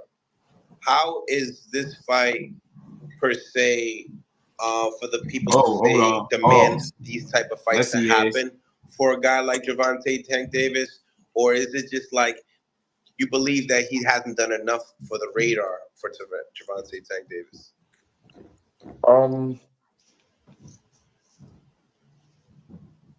Knowing everything I know about boxing, I just don't think it's going to happen like that. Okay. That's not the era for that. You know, too much with business. The investments that there's too much business with the investment that the teams make. You know, I couldn't see either team risking that. The fighters can say whatever they want. Keyshawn get knocked out by Tank right now, it'll ruin his brand. And if Tank lose to a guy like Keyshawn that's only 12-0, was that people going to question everything he did in his career and talk about how favorable his matchmaking was his entire career, and it's going to discredit his career. He can't even risk that. Y'all hear And, what he's saying?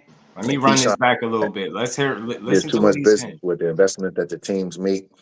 You know, fight per se for the people to say demand these type of fights to happen for a guy like Gervonta Tank Davis, or is it just like you believe that he hasn't done enough for the radar for Gervonta Tank Davis?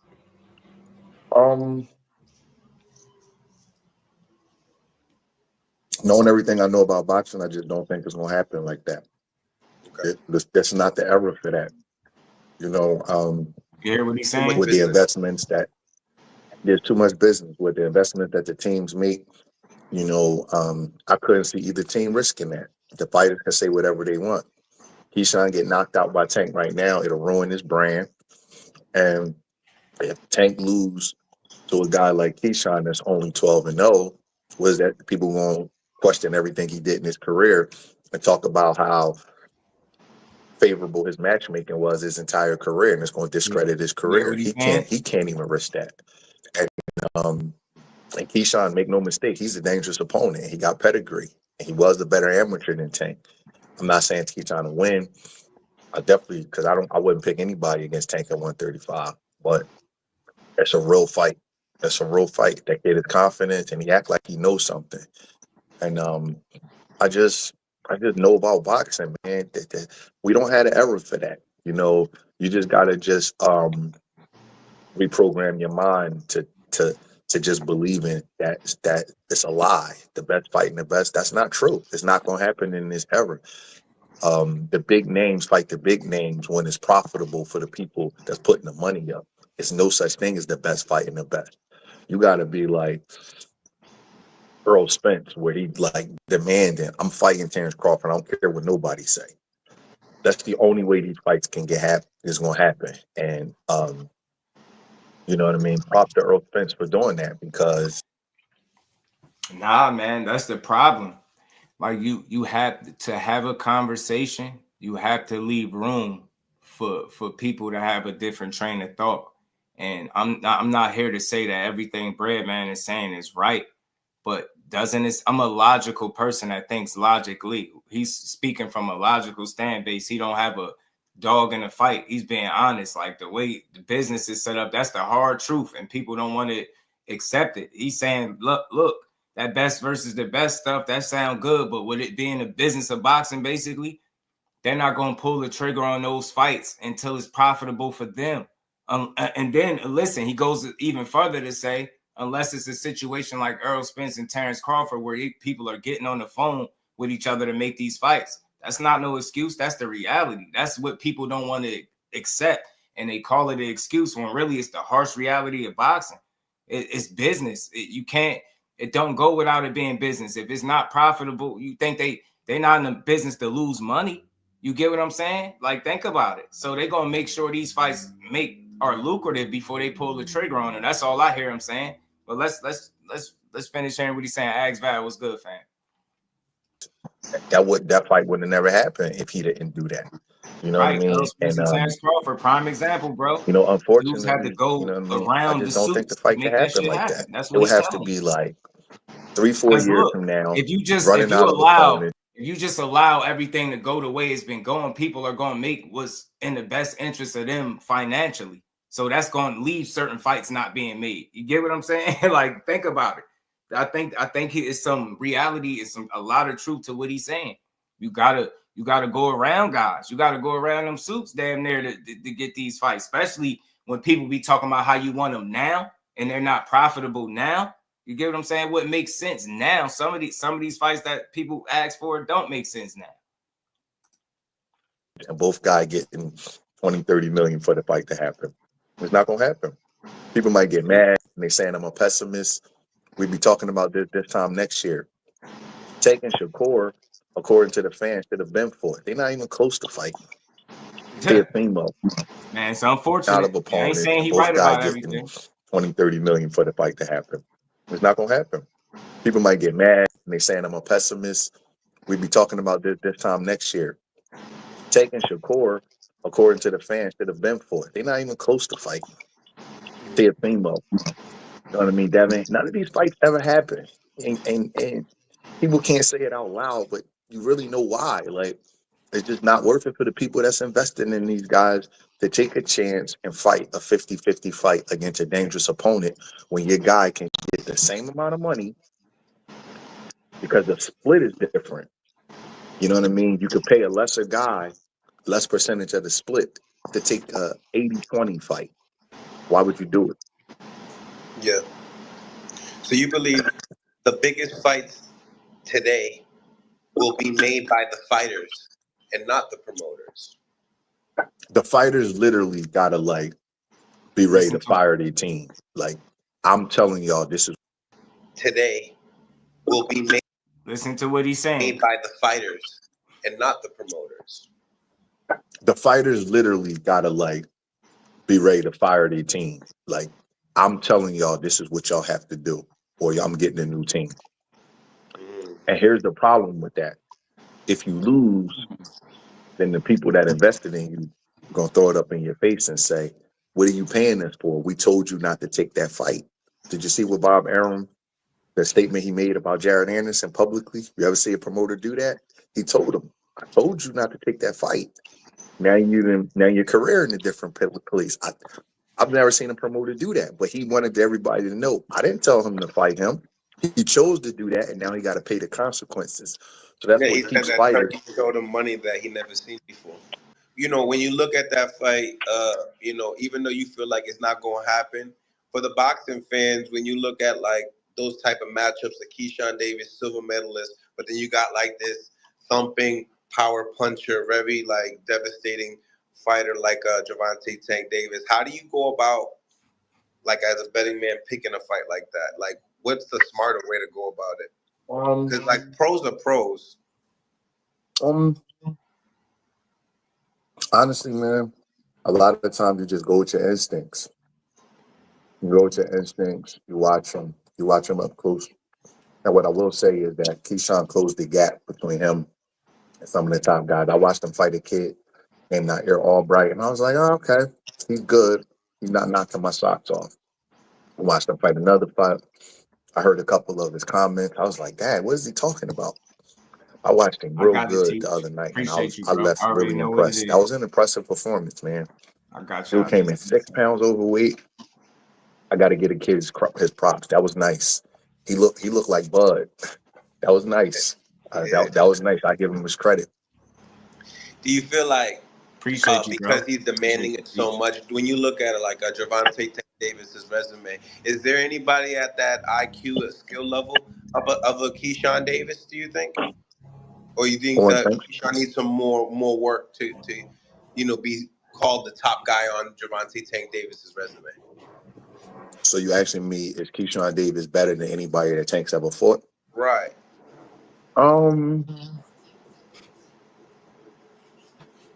He has more talent, but that don't always, you know what I'm saying? Like, I think Frank Martin could fight.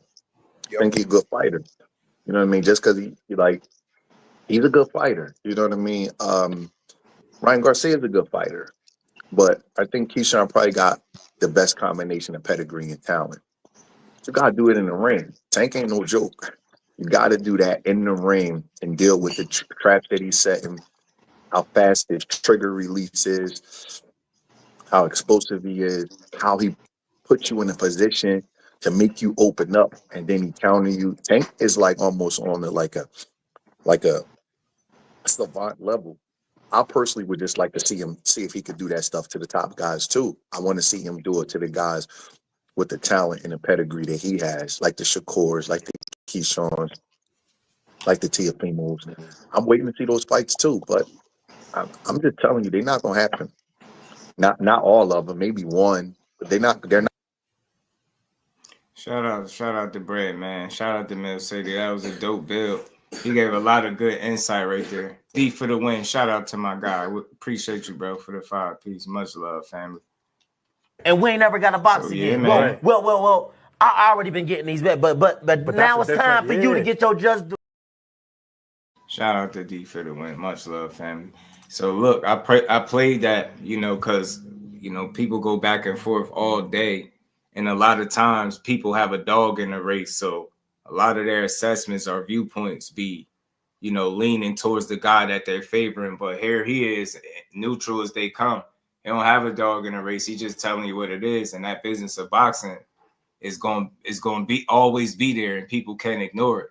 And if these fights are not lucrative for all parties involved, then they're not pulling the trigger on some of these big fights. But we'll be sitting up here, like he said, to this time next year, saying the same stuff, blaming the same fighters, calling everybody ducks, when it's just far deeper than that. So, look, I ain't got to say you got to agree with everything he said, but I love good insight. I love, you know, a logical perspective and breakdown. That's somebody that's been involved in the business. He a damn trainer. He would know better than me. And I just think what he said, he made a lot of real fair points. You get what I'm saying? So it's just, it ain't the time for that. It's early for some of these fights to be made. And although it sound good and you see guys getting called out and all that stuff, but we all know some of these fights ain't happening right now. Cornelius was good with it, family. Cut Creator was good with it. To all TLC, those are almost not true.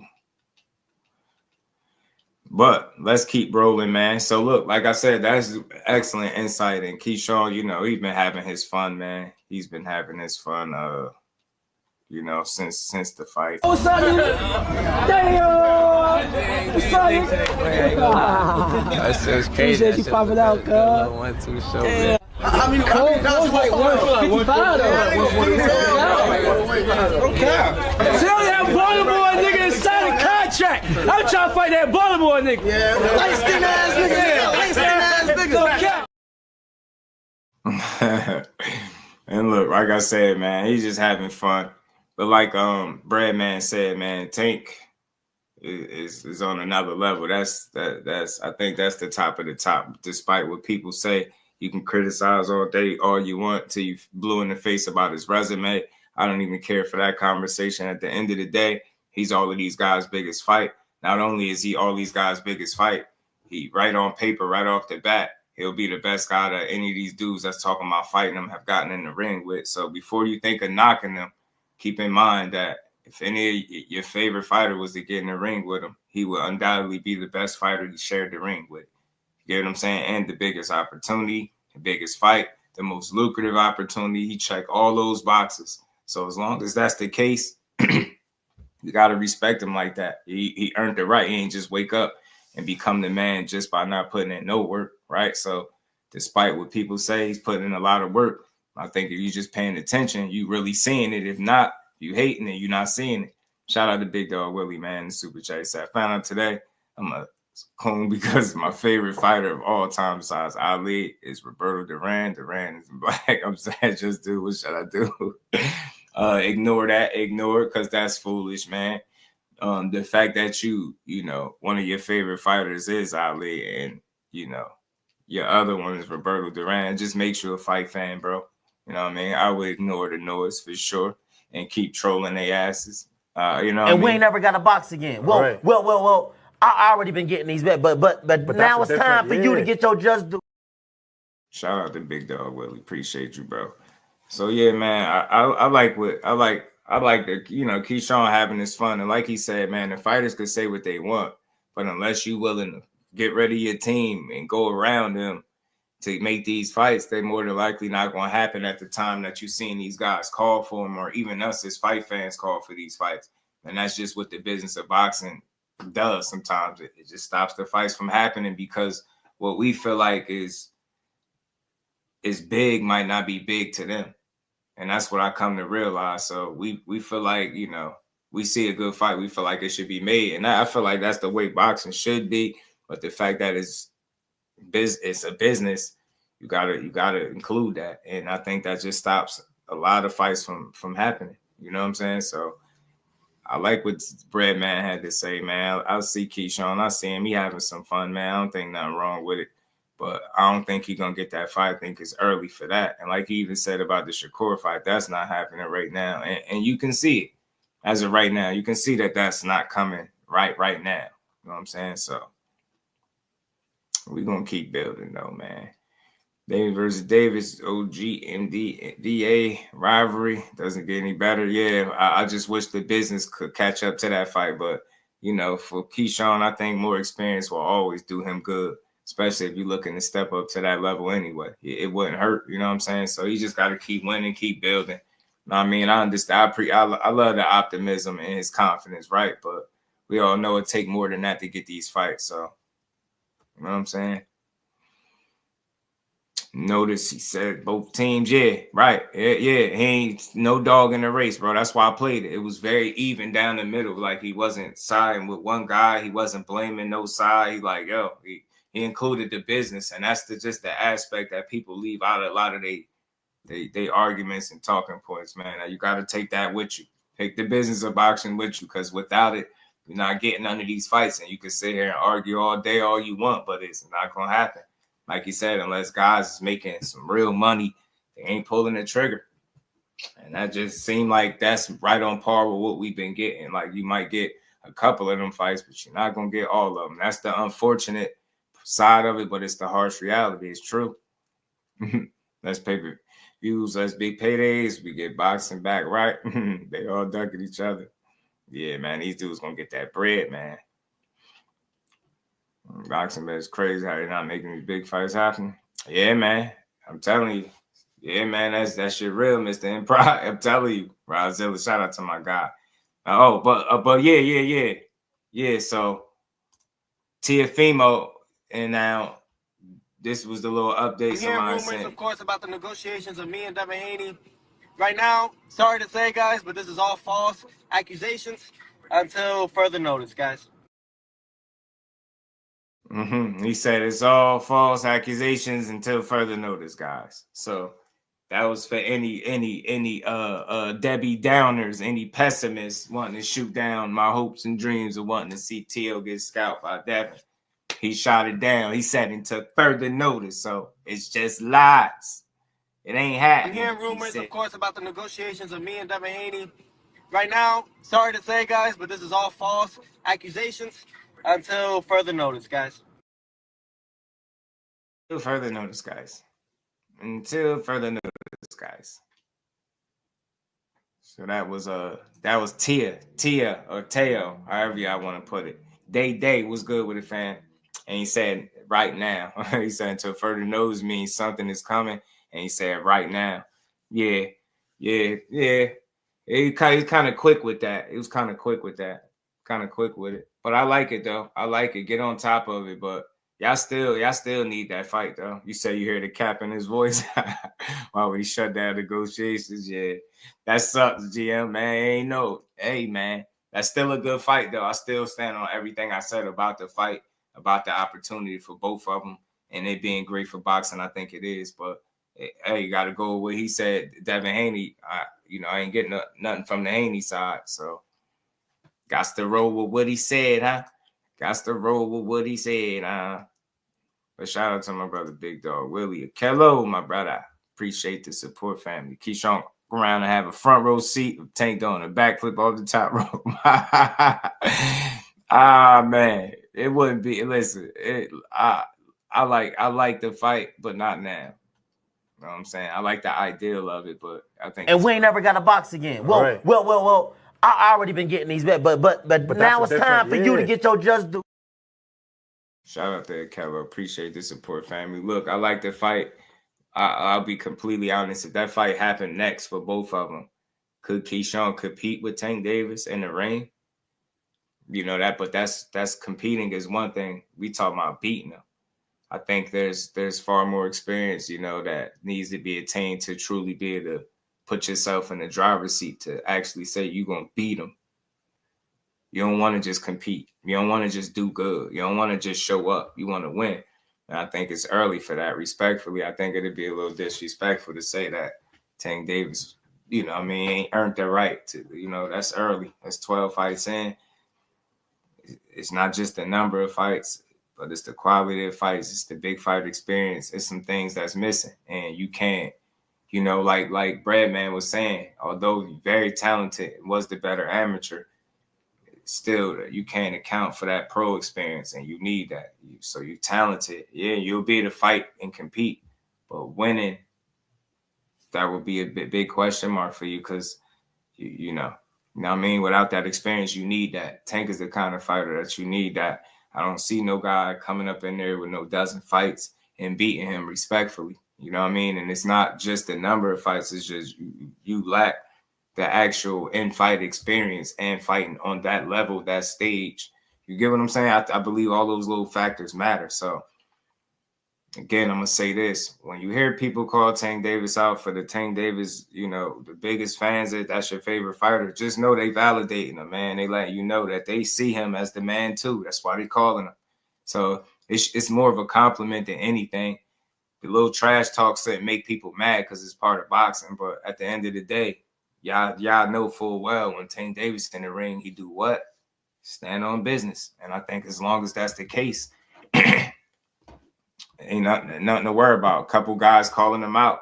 They just let you know where the clout is at. You know what I mean? For the people that feel like it's clout chasing, right?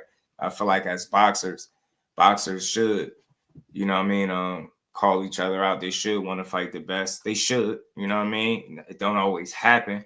But as you just heard from Breadman, that's not just always, it's cut and dry. It's like, oh, you're ducking or that guy's ducking. Business of boxing, they can't make money off some of these fights right now. They ain't going to pull the trigger to make them. And real quick, just a little pit stop. Like, I get it. People talk about that clout chasing and all that stuff. And I understand. I ain't here to argue with nobody that feel like Keyshawn is clout chasing. I just think he being ambitious more so than clout because I don't think he needed after a win like that. You don't need to drag another man's name into it.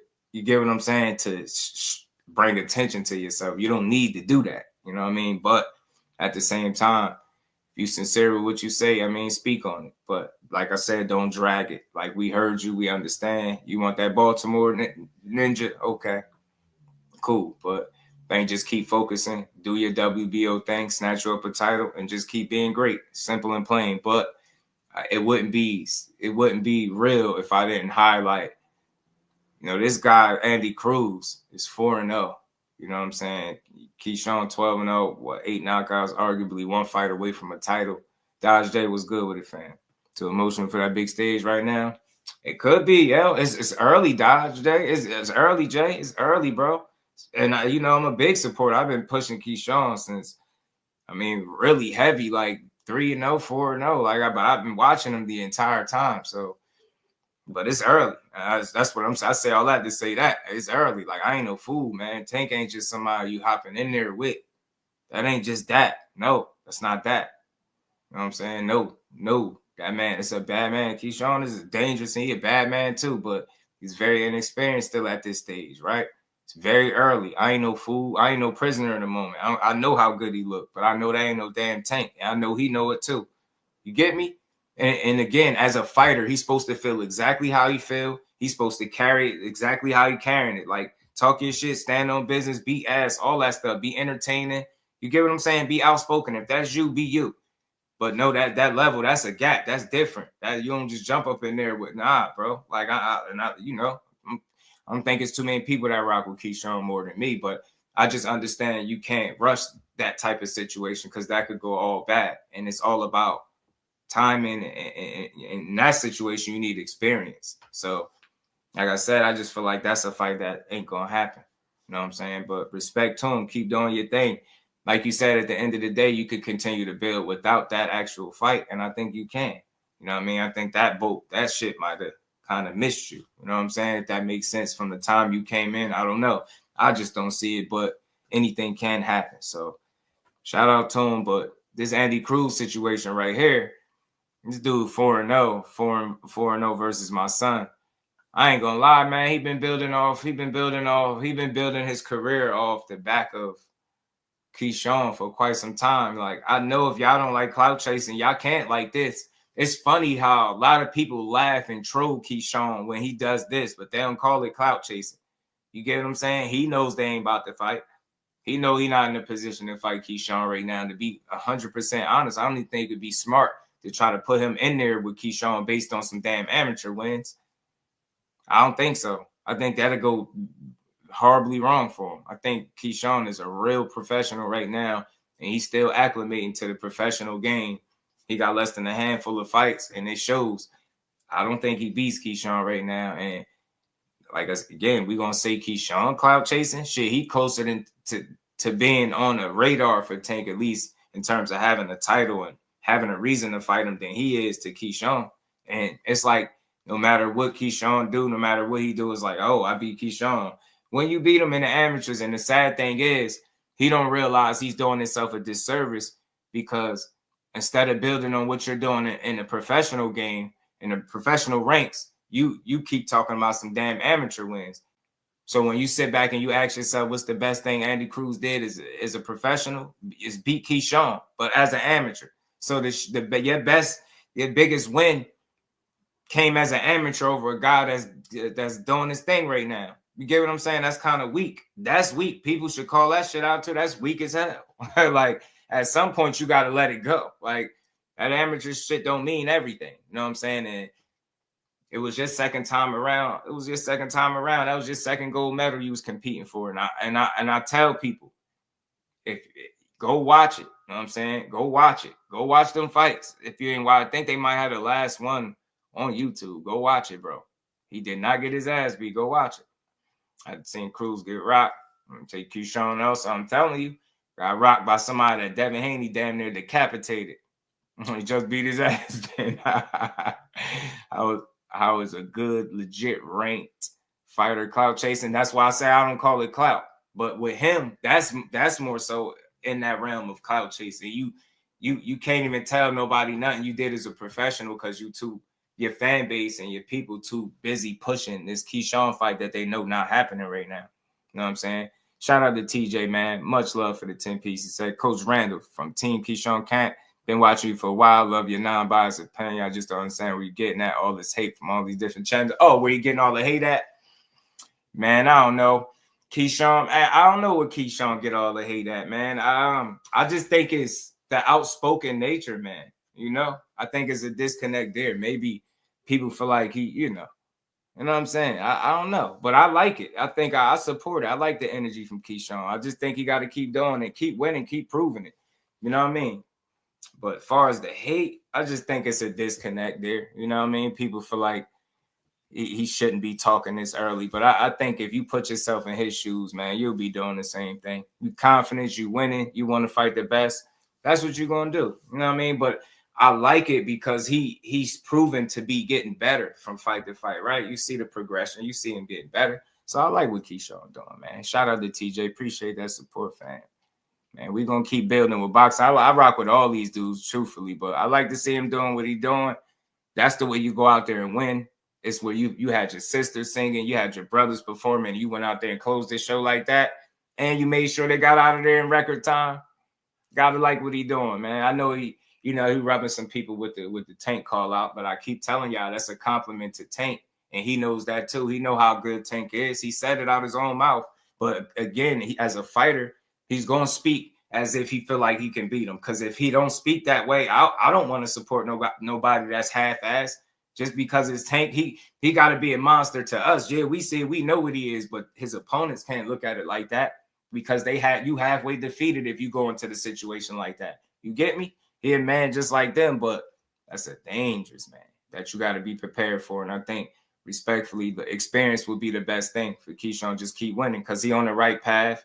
I think they really pushing him. I think they getting behind him. I think the fact that he's shown that he could bring out a crowd and sell some damn tickets and he could fight. Come on, man. It's fun for boxing. So I just want to keep seeing him win. And I can't wait to see Tank back in the ring. And we ain't never got to box again. Well, right. well. I already been getting these bets, but now it's time for you to get your just do. Shout out to TJ again, bro. Much love, family. Amateur has rules and restrictions, right? He just Andy Cruz. He mastered. Pardon me. He mastered the amateur system. He mastered it. 2 gold medals to speak from. Like he mastered it so much that, respectfully, I still feel like he's shaking some of the kinks out from the amateur level, right? And like that transition as a pro. But he's doing phenomenal though. He's a damn good fighter, but he ain't beating Keyshawn right now, bro. Not right now. He not. No, I don't see it. Ain't the Keyshawn was recorded as a Tank. No, because Tank, like I said, Andy Cruz, he spent so much time in the amateurs that he got a late start. So, like, think about it. Keyshawn at a further point than him and younger. Andy Cruz, 29, I think, going on 30. So, you know what I mean? If he didn't already hit 30. But think about it. He kind of – it seems like that history would be there with the amateur, you know what I mean, story back there. But he still got such a late start. He kind of behind the 8 ball. Like, you get what I'm saying? Like, it wouldn't even make sense, respectfully, right now with what Keyshawn got going on. It wouldn't even make sense to fight Andy Cruz. You're real for, like, why? Like, that's the only thing you're getting out of that is bragging rights. Like, you, not when you position yourself for titles and you talking about tanks. You can't go back for a guy that got 4 fights. Like, it don't even make sense. And I think he'll beat him. I'm telling you. I think he beating Keyshawn, dude. I don't. Andrew Gray, my guy. What's good with it, fam? But you said, dude, I think the clout chasing too much will hurt his career. What do you mean with Killer B? What's good? What do you mean with Tank? Nah. I just don't overdo it. I think you can overdo anything. But right now, I think he's just going off the energy. And I don't think it's going to be like every time you turn around. But he did say that's who he want. You know what I mean? So I ain't tripping. You know what I mean? Tank is must-see TV. And like I said, if you're a prize fighter and you know a guy is your biggest opportunity, wouldn't you want to fight him? Just look at it that way. All clout chasing and shit aside, like as a fighter, if you know you in it to be great and you get all of that money, greatness, legacy, you get what I'm saying? If you fight a guy, wouldn't you want to fight him too? Wouldn't you want to put your skills up against him if you believe in yourself? And I think the man believe in himself. I know it sounds far-fetched. They like, man, you don't really want that Tank fight. I don't know. I don't have anything to go off. I just feel like as a fight fan, it's too early for that, you know? But he's ambitious. He ain't supposed to feel that way. He's supposed to feel exactly how he feel. And like I said, he the type of guy you're going to have to prove him wrong. And I like it. He like, bro, I thought I can beat everybody. And, you know what I mean? Any of these dudes. And if you don't feel like that, you shouldn't box. You know what I'm saying? For Fiera versus Edwin on the card, Stick Talk Richie. What's good, Richie? What's good, fam? Y'all make sure y'all smash that like button, sub to the channel. Mr. Kyler with a do fan. Right now, keep building. Like Andy Cruz, respectfully, that late start was in the way. Like he got to keep winning, but I think he on the right path too. He got Bozy Ennis. He training with Boots. He got great talent around him and a great trainer. So he in position to keep learning, keep getting better. I just think position-wise, just like how it makes no sense for Tank to fight Keyshawn right now would make absolutely 0 sense. It makes absolutely 0 sense for Keyshawn to reach back and fight Andy Cruz. You know what I'm saying? You don't work your way to the damn title contender to that right there on the doorstep to say, you know what? I'm going to just go fight Andy Cruz just for the hell of it. Now, I mean, it just don't make sense, but I would respect it to fight, you know? Do you think it's possible that people question fighters built by top rank more than others due to their matchmaking? Absolutely. Absolutely, Kyle. Absolutely. And look, just to level with you real quick, I think they got great matchmakers. I do. I think that's a great conversation too, Kyle. People look at matchmaking as bad. Like, oh man, you got the great matchmaking. Now that's a thing. That's real in boxing. That's why people get paid to do it. You know what I'm saying? I think that's how careers are built. And I think Top Rank do got a pretty good handle on how they, you know, start out a career and move guys. Like if you just look at Keyshawn, since we talking about him, look at him, perfect example. Don't just look at the number of fights, go look at who they had him fighting. I think they've been building him the right way. You get what I'm saying? I think they build him the right way, but at some point, you know, I think he gonna need a fight that they might not be able to provide. That's the crazy part about Top Rank. It seems like you get to a point where, all right, the matchmaking serves a purpose for the, you know what I mean, the early part of your career to help you get there. And it's like they get to a point where you no longer need exactly them to match mates per se. But, you know, as long as they over there, yeah. Yeah, I got you, Cal, for sure. But yeah, I think that's just the aware people are aware of matchmaking for Top Rank. So they feel like the way I hear it, people like they talk about it like it's a bad thing, but I think that's how you build a fighter. I think everybody to a degree, whether they have matchmakers per se, they're doing matchmaking to build their fighters. You know what I'm saying? I think I don't know. Top Rank maybe just seem like they have more system in place where it's just obvious, it's more easy to read and follow, I guess. He thinks he wants it. And that could be it too, you know, Kello. You know what I'm saying, Brody? But he's brave, and I'm here for it. He a breath of fresh air. I like his energy. Like, he gets in there and he shows you he'll mix it up. He shows you he can box. He showed you he'll fight. He showed you he mean and got dog. What's not to like about him? Him being ambitious. You should like it. You get what I'm saying? The fact that he even think you could rock with Tank, hell yeah, he do. You get me? I love the energy, bro. I'm gonna keep rocking with the youngin, man. I'm telling you, I just don't see it's not much not to like about Keyshawn for me. It really ain't. I mean, it ain't perfect, but I watch this shit different. I enjoy him watching him fight. He can fight in there. Step Brown, my God, was good family. Haney and Lopez get in the ring. That's a must. There has been known to try and participate in big fights till he was known to win them. Let's go 2025. Right, he came out and shot it down, Cal, for right now. Shout out to Vote Majesty. I got you, bro. I'm going to get to my phone. Jesse was good with it. That's the way Andy Cruz feel. And look, I ain't mad at Andy Cruz either, though. I want to be clear. I'm not mad at him, but for the people that's saying Keyshawn clout chasing, my question to them would be, is Andy Cruz clout chasing when he's talking about fighting Keyshawn? You know what I mean? Knowing the fight ain't happening, because that's what people say with Keyshawn. You talking about fighting Tank, you know that ain't happening next. You going the WBO route, which is true, and I get it. But it's like, at the same token, you know what I mean? Is what Andy Cruz doing any different? But it's like, I'm past the word clout chasing, right? They're fighters at the end of the day. And I feel like they're going to talk shit. It's a competitive sport. You're going to hear some shit being talked. Fighters don't look at it like, I got to have a fight coming up with you right now to talk some shit to you, to, you know, go back and forth. And maybe for some people, they feel like they old school. Don't talk about it if you ain't fighting. I don't know. I like to be entertained, and I think it's fun to know that, you know, Andy Cruz trolls. I think that's funny sometimes that he trolls, but at the same token, you don't want to over troll to the point where the only thing people focus on is a guy that you know you're not fighting right now, and you talking about amateur wins, but you're supposed to be building as a pro. So don't let some amateur wins outshine what you're doing as a professional. That's what Andy Cruz and his team got to keep in mind. Well, whoever's keeping that Keyshawn stuff just constantly going. I was like, bro, at some point you gotta just shut up. I mean, now does matchmaking hurt the fighter more than help him in the long term? Meaning fighters end up thinking they are better than what they really are. I get that. It's a mixed bag, Cal. I think it's a mixed bag. But I do think it serves a purpose. I think it serves a purpose too, though. You know what I'm saying? You got to be, you know what I mean? You got to be tested and built up the right way, right?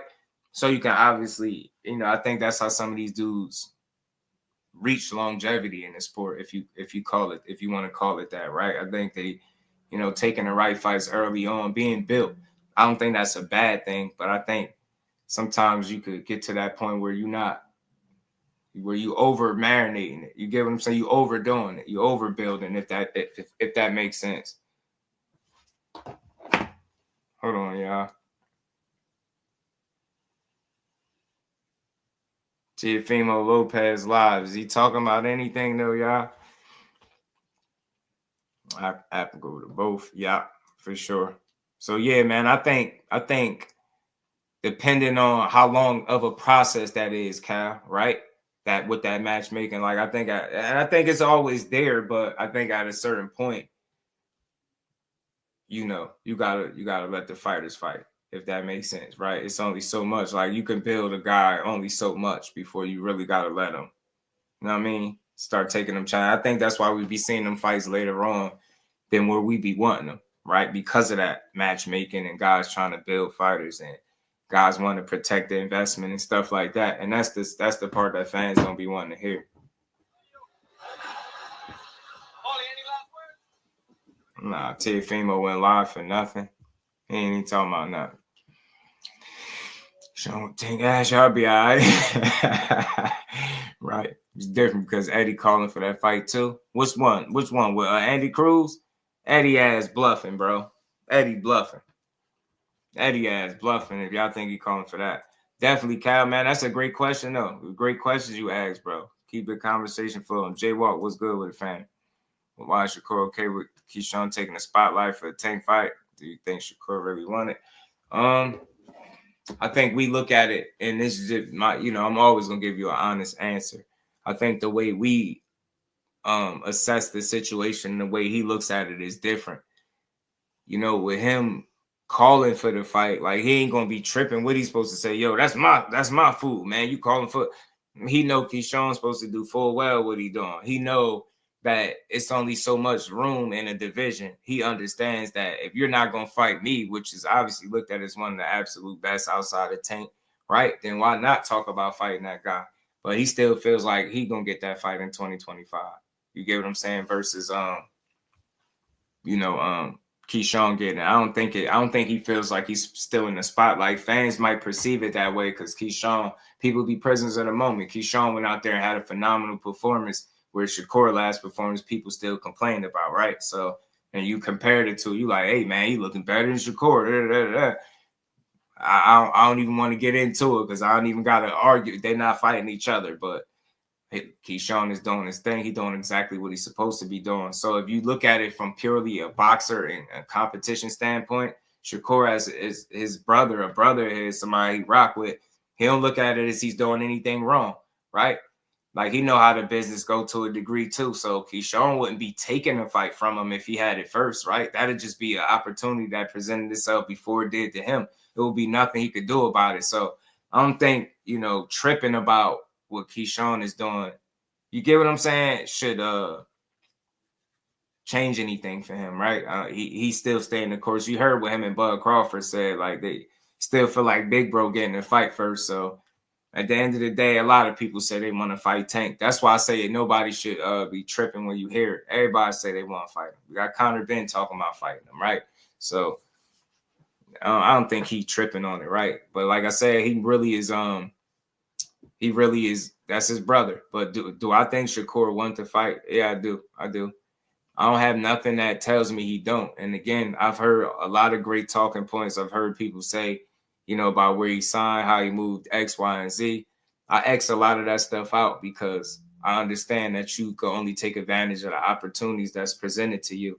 And as much as people made PBC an option or a landing spot for Shakur, I don't think it was ever, the kind of opportunity there for him that obviously Matchroom has. So it seemed like an easy decision to make. So I look past little shit like that. And,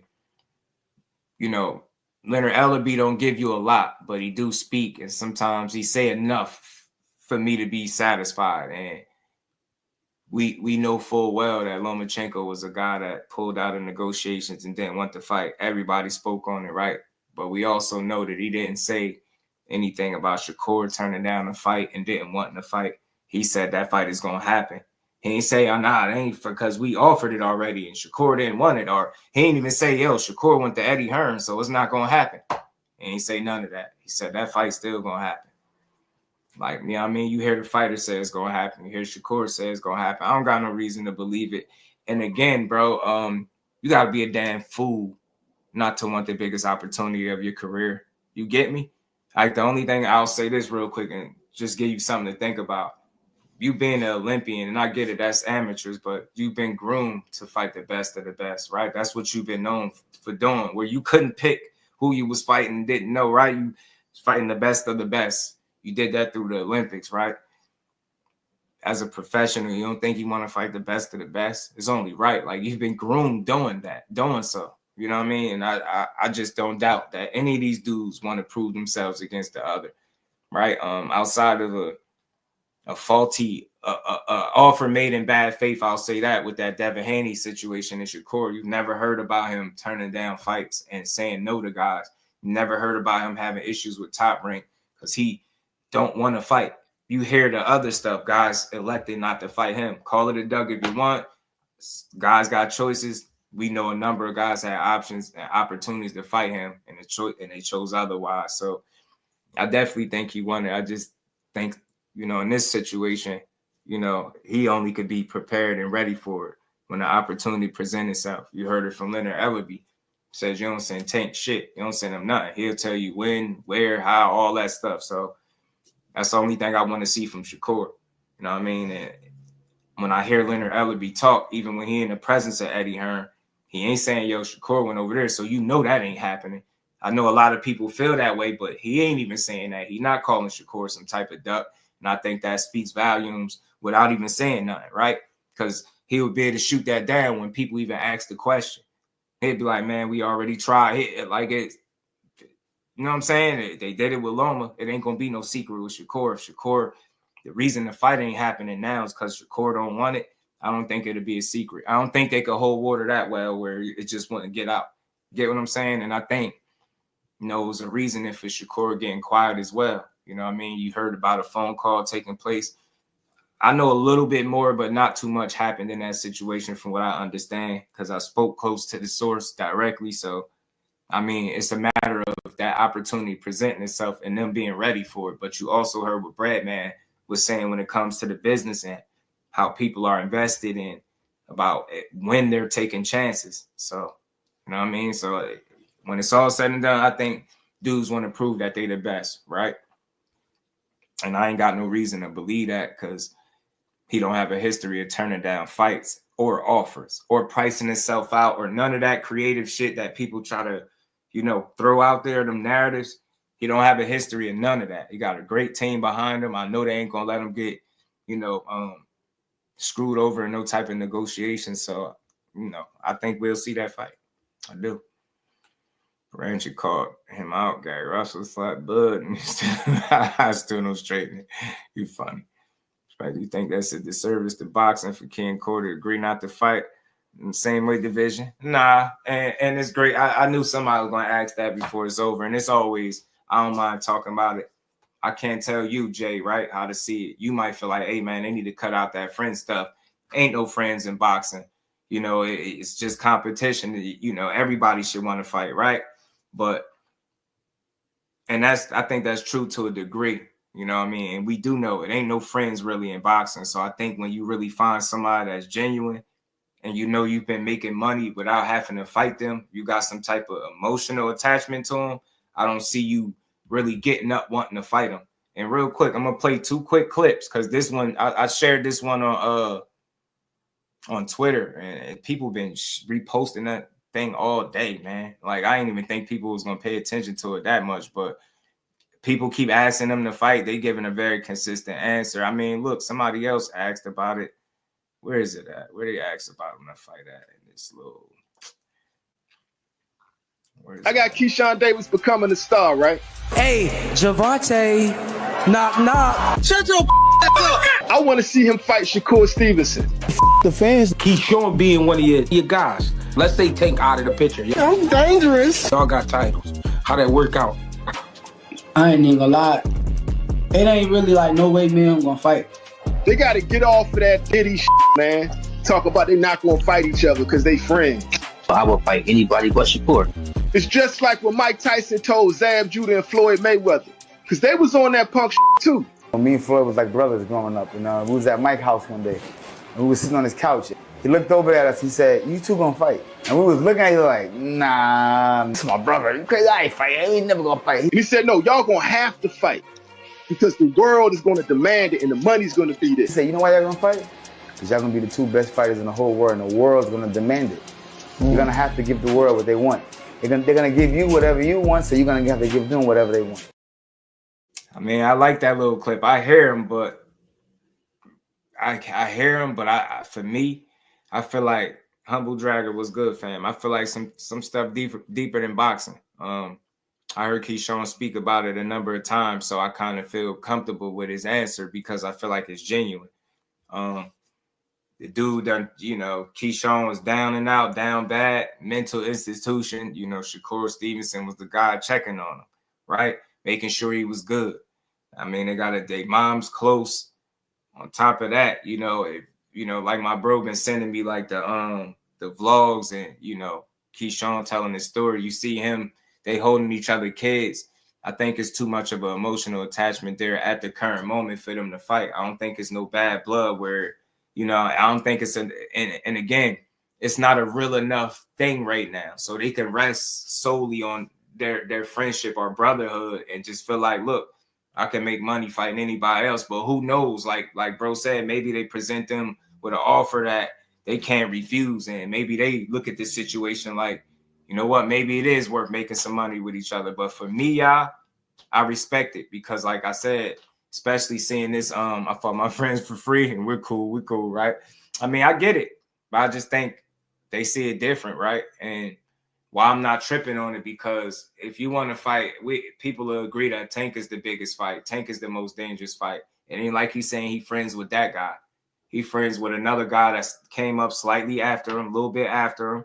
I mean, less fights, less accomplished. Nobody's really demanding for that fight right now, right? Nobody's demanding for it. So they could rest comfortably on the fact that they're cool and they like brothers. And like I said, you know, I don't know. It sounds like they got something genuine that you really don't find in boxing. I know people, oh, I ain't trying to hear that. That's soft. Wanting to fight Tank ain't nothing soft about that. I think the fact that he's on the table, that's say enough. But I don't think there's no real demand for them to fight. And I just could respect where two men are coming from. So oftentimes you give people an answer, or you ask somebody something, they give you the runaround. Both of those dudes are just giving people real answers. But I think fans a lot of times are just selfish and they just want to see what they want to see, right? But I don't know. Like, I get it. People like, yo, that's your brother. Go make some money with him. I understand. I get it. But you got to think. No, if there's no demand for it right now, it wouldn't make sense right now. It's not. It's just something people throwing out there. So it's like I said, it's real easy for them to both sit from their position and say, look, I ain't fighting that dude, because there's no offer on the table. There's no offer that you can't refuse type situation. So unless that presents itself, I think they're going to stand firm on what they believe in. They feel like they can make money fighting other people. You know what I'm saying? And at the end of the day, it ain't like they each other's biggest fight. Tank is. Get what I'm saying? So I ain't tripping. If I don't see a Keyshawn and Shakur Stevenson fight, I got to lose my mind. Like, what?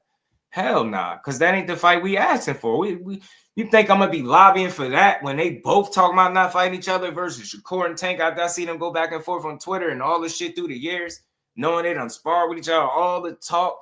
Man, that's the fight. Respectfully, shout out to Keyshawn. But I ain't pushing for no damn Keyshawn and Shakur. I'm pushing for Shakur and Tank. That's the fight I want to see. I don't give a damn.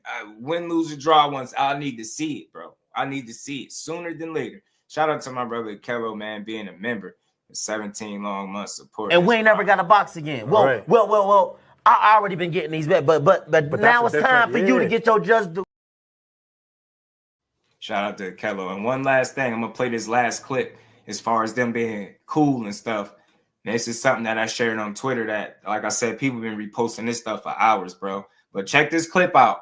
You can call it soft. You can call it what you want. I just think it's genuine, it's real. If I ask you a question as a man and you give me a straight answer, I got two choices. I could either rock with it or not, but you at least got to respect the honesty, and it is what it is. So check out what Jarrell Big Baby God said, I like it anymore, man. Like, it's mentally fucked up. Like, you know, like I see Andy Eyes putting the back of the head first thing. I'm like, shit, I might hit this nigga, he might die. Like, I'm thinking about his kid, and he hit me and I might die. You never know. So I really don't want to fight guys that I have a emotional connection to, because my mentality, I want to go in there, I want to fucking rip your heart out. So, you know, if it happens, it happens. But if I have my choice, I don't want to fight anybody that I have a close relationship with. Man, you hugged your son. Yeah, man. Son was about to cry. His son about to make me cry. Yeah, man.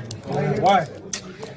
Because his son has seen my son. Yeah. You know, and then see him crying over his dad, you know, it hurts. Because, you know, I got to put a beating on his dad. That's what I say. Like, we have a close relationship. So it's like, I don't want to fight Adam Kownacki or Joseph Parker or even Martin Bacoli. Some of these guys, like, we actually talk, we group chat a lot, and it's hard. Like, so many other heavyweights we can fight, but fighting somebody you have an emotional connection to, it's mentally and physically hard to get up every day, run, and you work in the gym and want to kill somebody that you know that their kid is dependent on them. I don't want to have no emotional connection to, because where I train to kill myself in the gym every day, and when I get in that ring, I'm trying to kill you. So seeing his son and he's crying, I just want to, you know, listen, we're fighters.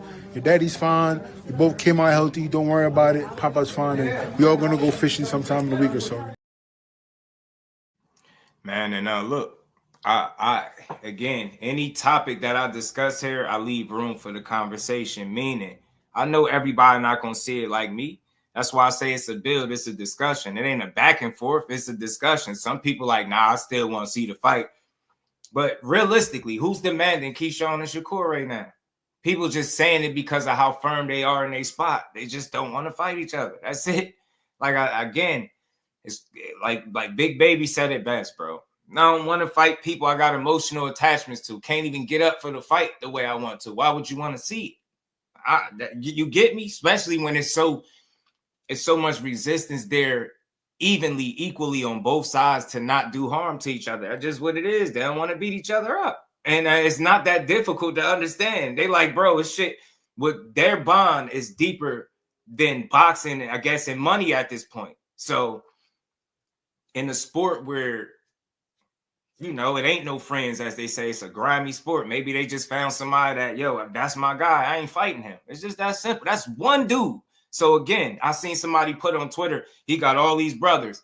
Nah, they ain't gonna put that on him. He said the only one he is not fighting is Keyshawn Davis. Everybody else he'll fight, including the young phenom that's coming up that people say could beat him right now. So he choose not to fight him, bro. That's just what it is. But I ain't demanding no fight between. There's so many other people, so many other matchups. Like I said, for me, I'm damn sure demanding Tank and Shakur before I open my mouth about Shakur and some Keyshawn when they clearly like on the same page. All right, cool. They working with the same people.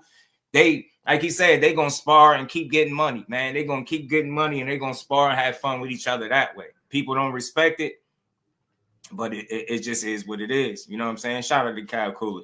I figured that was a clip. If y'all didn't see that, Gertz, my guy, trying to put the women and children to bed and go get supper.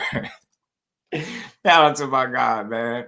Latifah said Keyshawn showed up and showed out this weekend. The atmosphere in the arena was amazing. Shout out to Latifah, man. Yeah, that's my guy. I'm rocking with Keyshawn the whole way.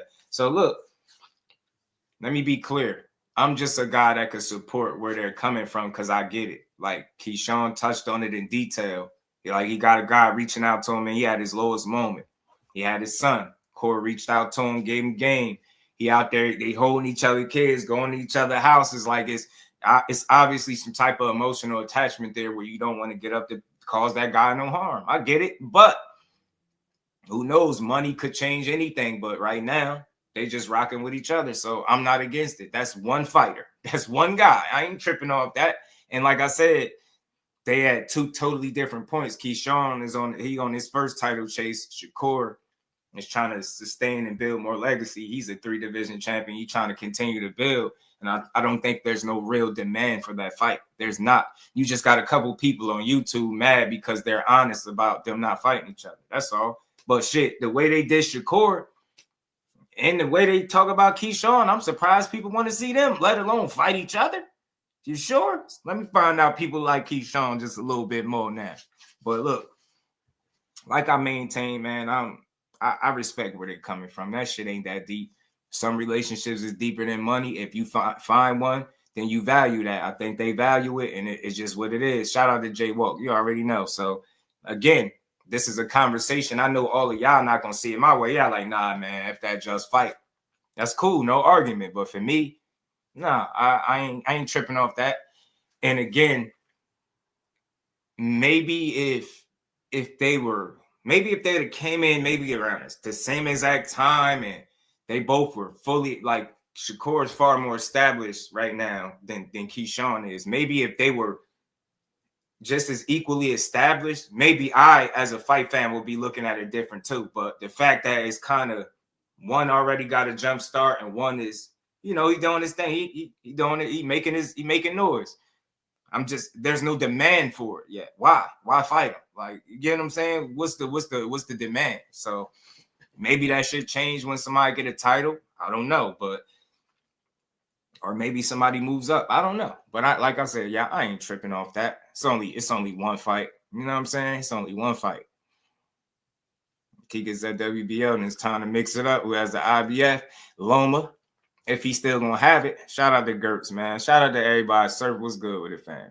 Ferguson is as good as he says. Then he should be fighting Tank. Like ASAP, dude is all talk. Yeah, look, I can't tell you how to feel, bro. Surf, man. That's how you feel, bro. But all I can say is this. You don't wake up and just be you don't wake up and be 22-0. You don't just wake up and, oh, snap, I'm a 3-division champion. You don't wake up and just be former unified like that. There's work that has to be put in for him to get there. So although he get his tweet on, there's no denying that. He's playing into the name Twitterson, whatever.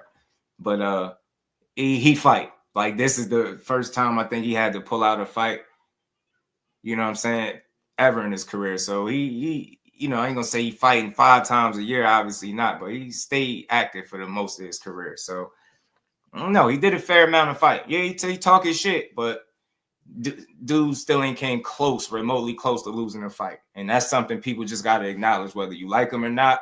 He ain't came close to losing a fight. And as far as fighting Tank ASAP, that's not something that's going to be fully in his control. You wasn't in here probably when I played this clip from Breadman Edwards. Like I said, man, he gave some great insight as why fights don't happen. So yeah, he should be fight. That is the fight that make ASAP, you know, sooner than later, I would say. So I agree. But as far as he all talk, nah, he was all talk. Guys would already beat him. Y'all got to take your emotion out of it when it comes to Shakur. I noticed something when it came to guys like Bud Crawford, Shakur and Keyshawn kind of get some of that too. People be a lot more emotional when they assess them. Take the emotion out of it. You tell me one person at 135, Shakur wouldn't be a threat for. You get me? If he was easy money, he got a belt too. If he was easy money, somebody go take that damn belt up off him, bro. Don't be fooled by nothing that nobody posts on Twitter. None of that shit matter. We talking about just the fighting. They know damn well that dude is gonna be difficult to beat. He ain't nothing to play with. And I see people go back and forth. Oh, he ain't no dog. He ain't no dog. Hey, man, it's different ways to show dog. And I still to this day, I ain't seen nobody come remotely close to beating that guy. Remotely close. I seen him on his worst night of his life still beat a dude. So I don't know, man. That's a special talent, even if you don't like him. That's a special young talent, man. That's why and furthermore, if he was to fight any of these guys that you asking him to fight, Tank included, he'd be the best guy that they ever fought. Now it's Tank included, all of them. And the same goes if you flip flop it. You get me? So yeah, it's the fight. Yeah, that's the fight. I'm with you. But again, it's not all just up to them. It seemed like it should be, but it just ain't. The business about. He said, "Can you play the clip again?" I got you, man. I got you, bro. Y'all smash that like button. Let me run the clip back for anybody that didn't see it, just so y'all can hear some of the stuff that he was touching on real quick. You know what I mean? For anybody. Like Keyshawn that's only 12-0, was that people won't question everything he did in his career and talk about how.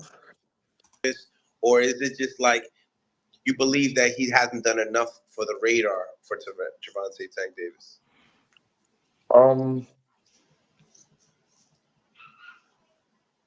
Knowing everything I know about boxing, I just don't think it's gonna happen like that. Okay. That's not the era for that. You know, too much with business. the investments that there's too much business with the investment that the teams make. You know, I couldn't see either team risking that. The fighters can say whatever they want. Keyshawn get knocked out by Tank right now, it'll ruin his brand. And if Tank lose to a guy like Keyshawn that's only 12-0, was that people won't question everything he did in his career and talk about how favorable his matchmaking was his entire career, and it's going to discredit his career. He can't even risk that. And Keyshawn, make no mistake, he's a dangerous opponent. He got pedigree. He was the better amateur than Tank. I'm not saying Keyshawn to win. I definitely, because I wouldn't pick anybody against Tank at 135. But it's a real fight. It's a real fight. That kid is confident and he act like he knows something. And I just know about boxing, man. We don't have the era for that. You know, you just gotta just reprogram your mind to. Oh, my bad, y'all. Hold on. I got you. Give me 1 second. I forgot I had paused this for a minute.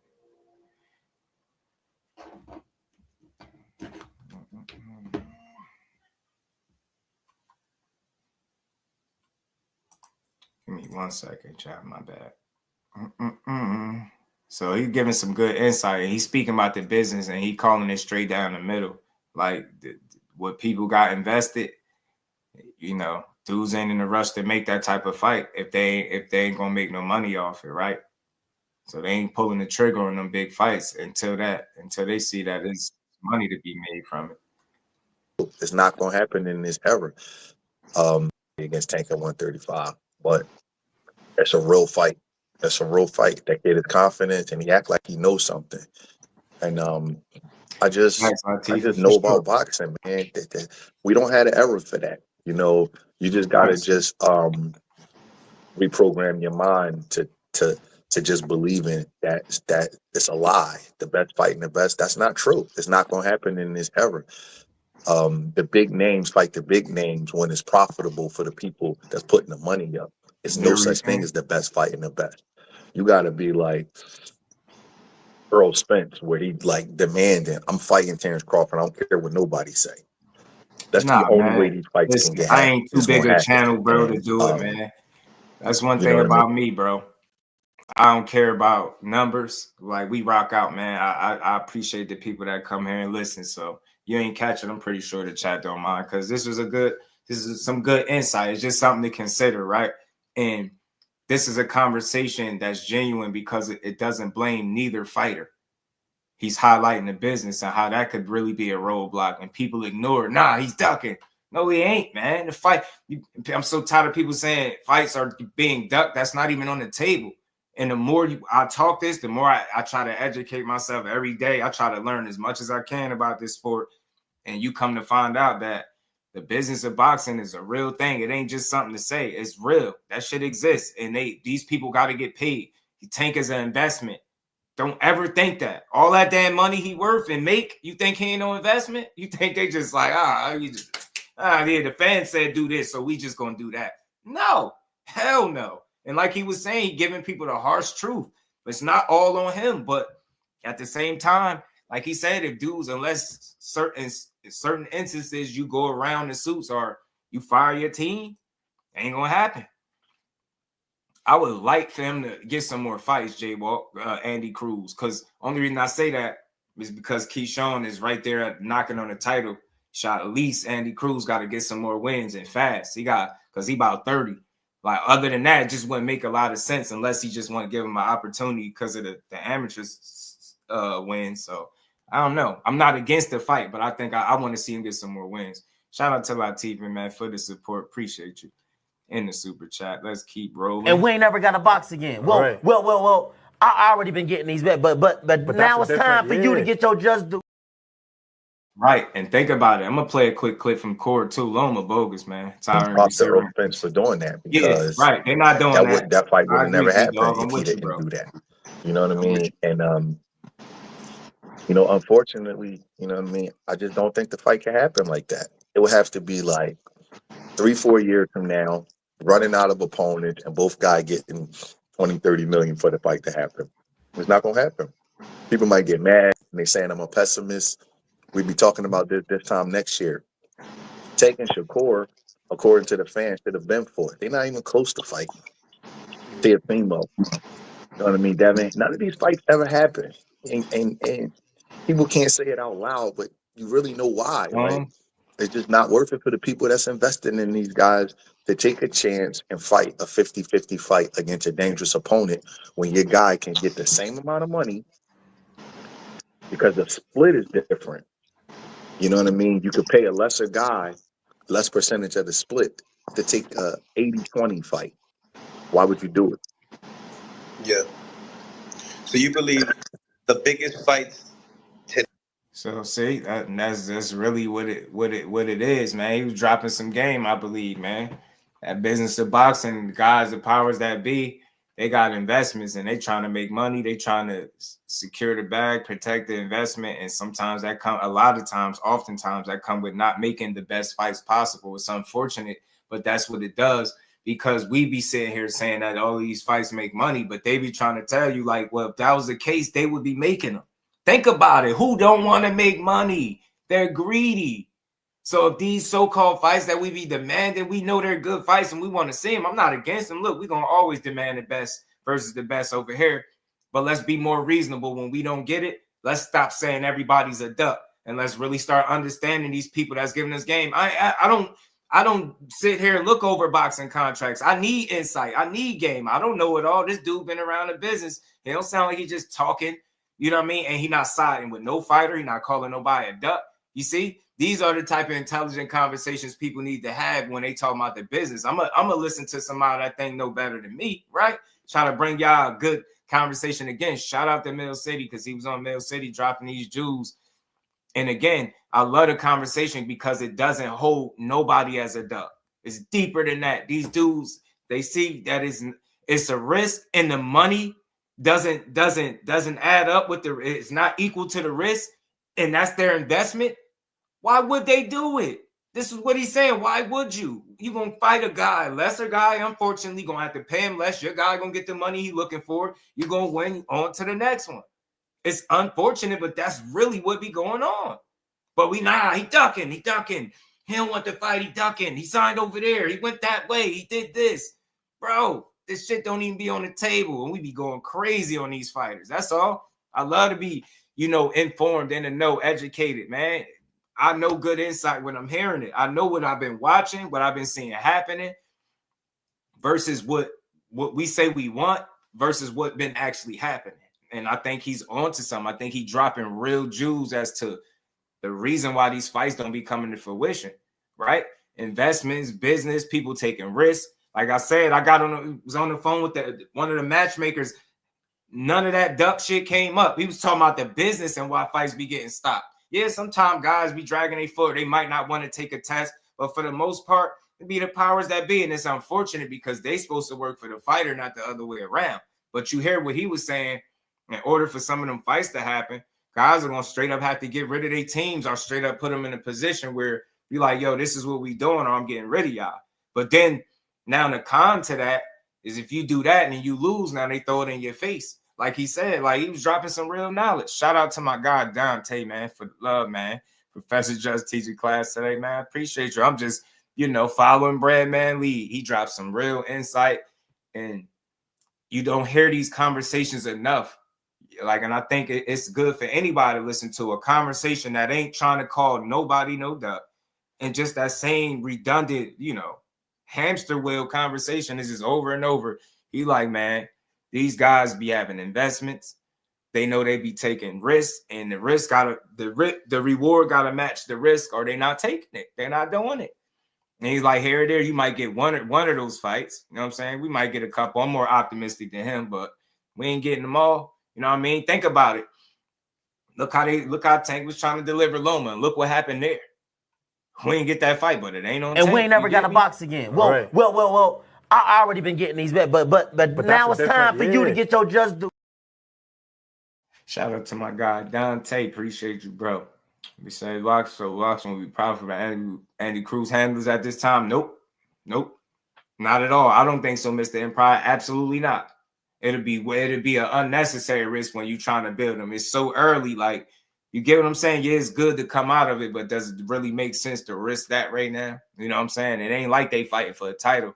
Now, maybe if it's a title on the line, maybe that situation or circumstance is different now, right? But nah, I don't see it. Keyshawn Davis should be the fight. Yeah, I think that's a good one, Dante. I'm on board for that. Just make it anyway because we stand to lose. yo, that B-Dog, talk to him. That's all we stand to lose, the $80-$90 or nothing for the people that still. But them, you talking about millions. You get what I'm saying? Now you talking about millions. That's all I'm saying, B-Dog. I'm just trying to have a real conversation that extends past or deeper than just, oh, he's ducking. Nah, man, don't be that. Yeah, nah, Loma did us dirty, man. Loma did us dirty, man, by electing not to fight. He did us dirty. It's his own choice, but he did us dirty, man. All this stuff, we would have never had to deal with all this stuff. We'd have had a fight on the way, man. But it is what it is. But shout out to Breadman Edwards, man. Big shout out to Mill City. That was a dope build. Got to get credit where it's due. I like the insight that Breadman was dropping.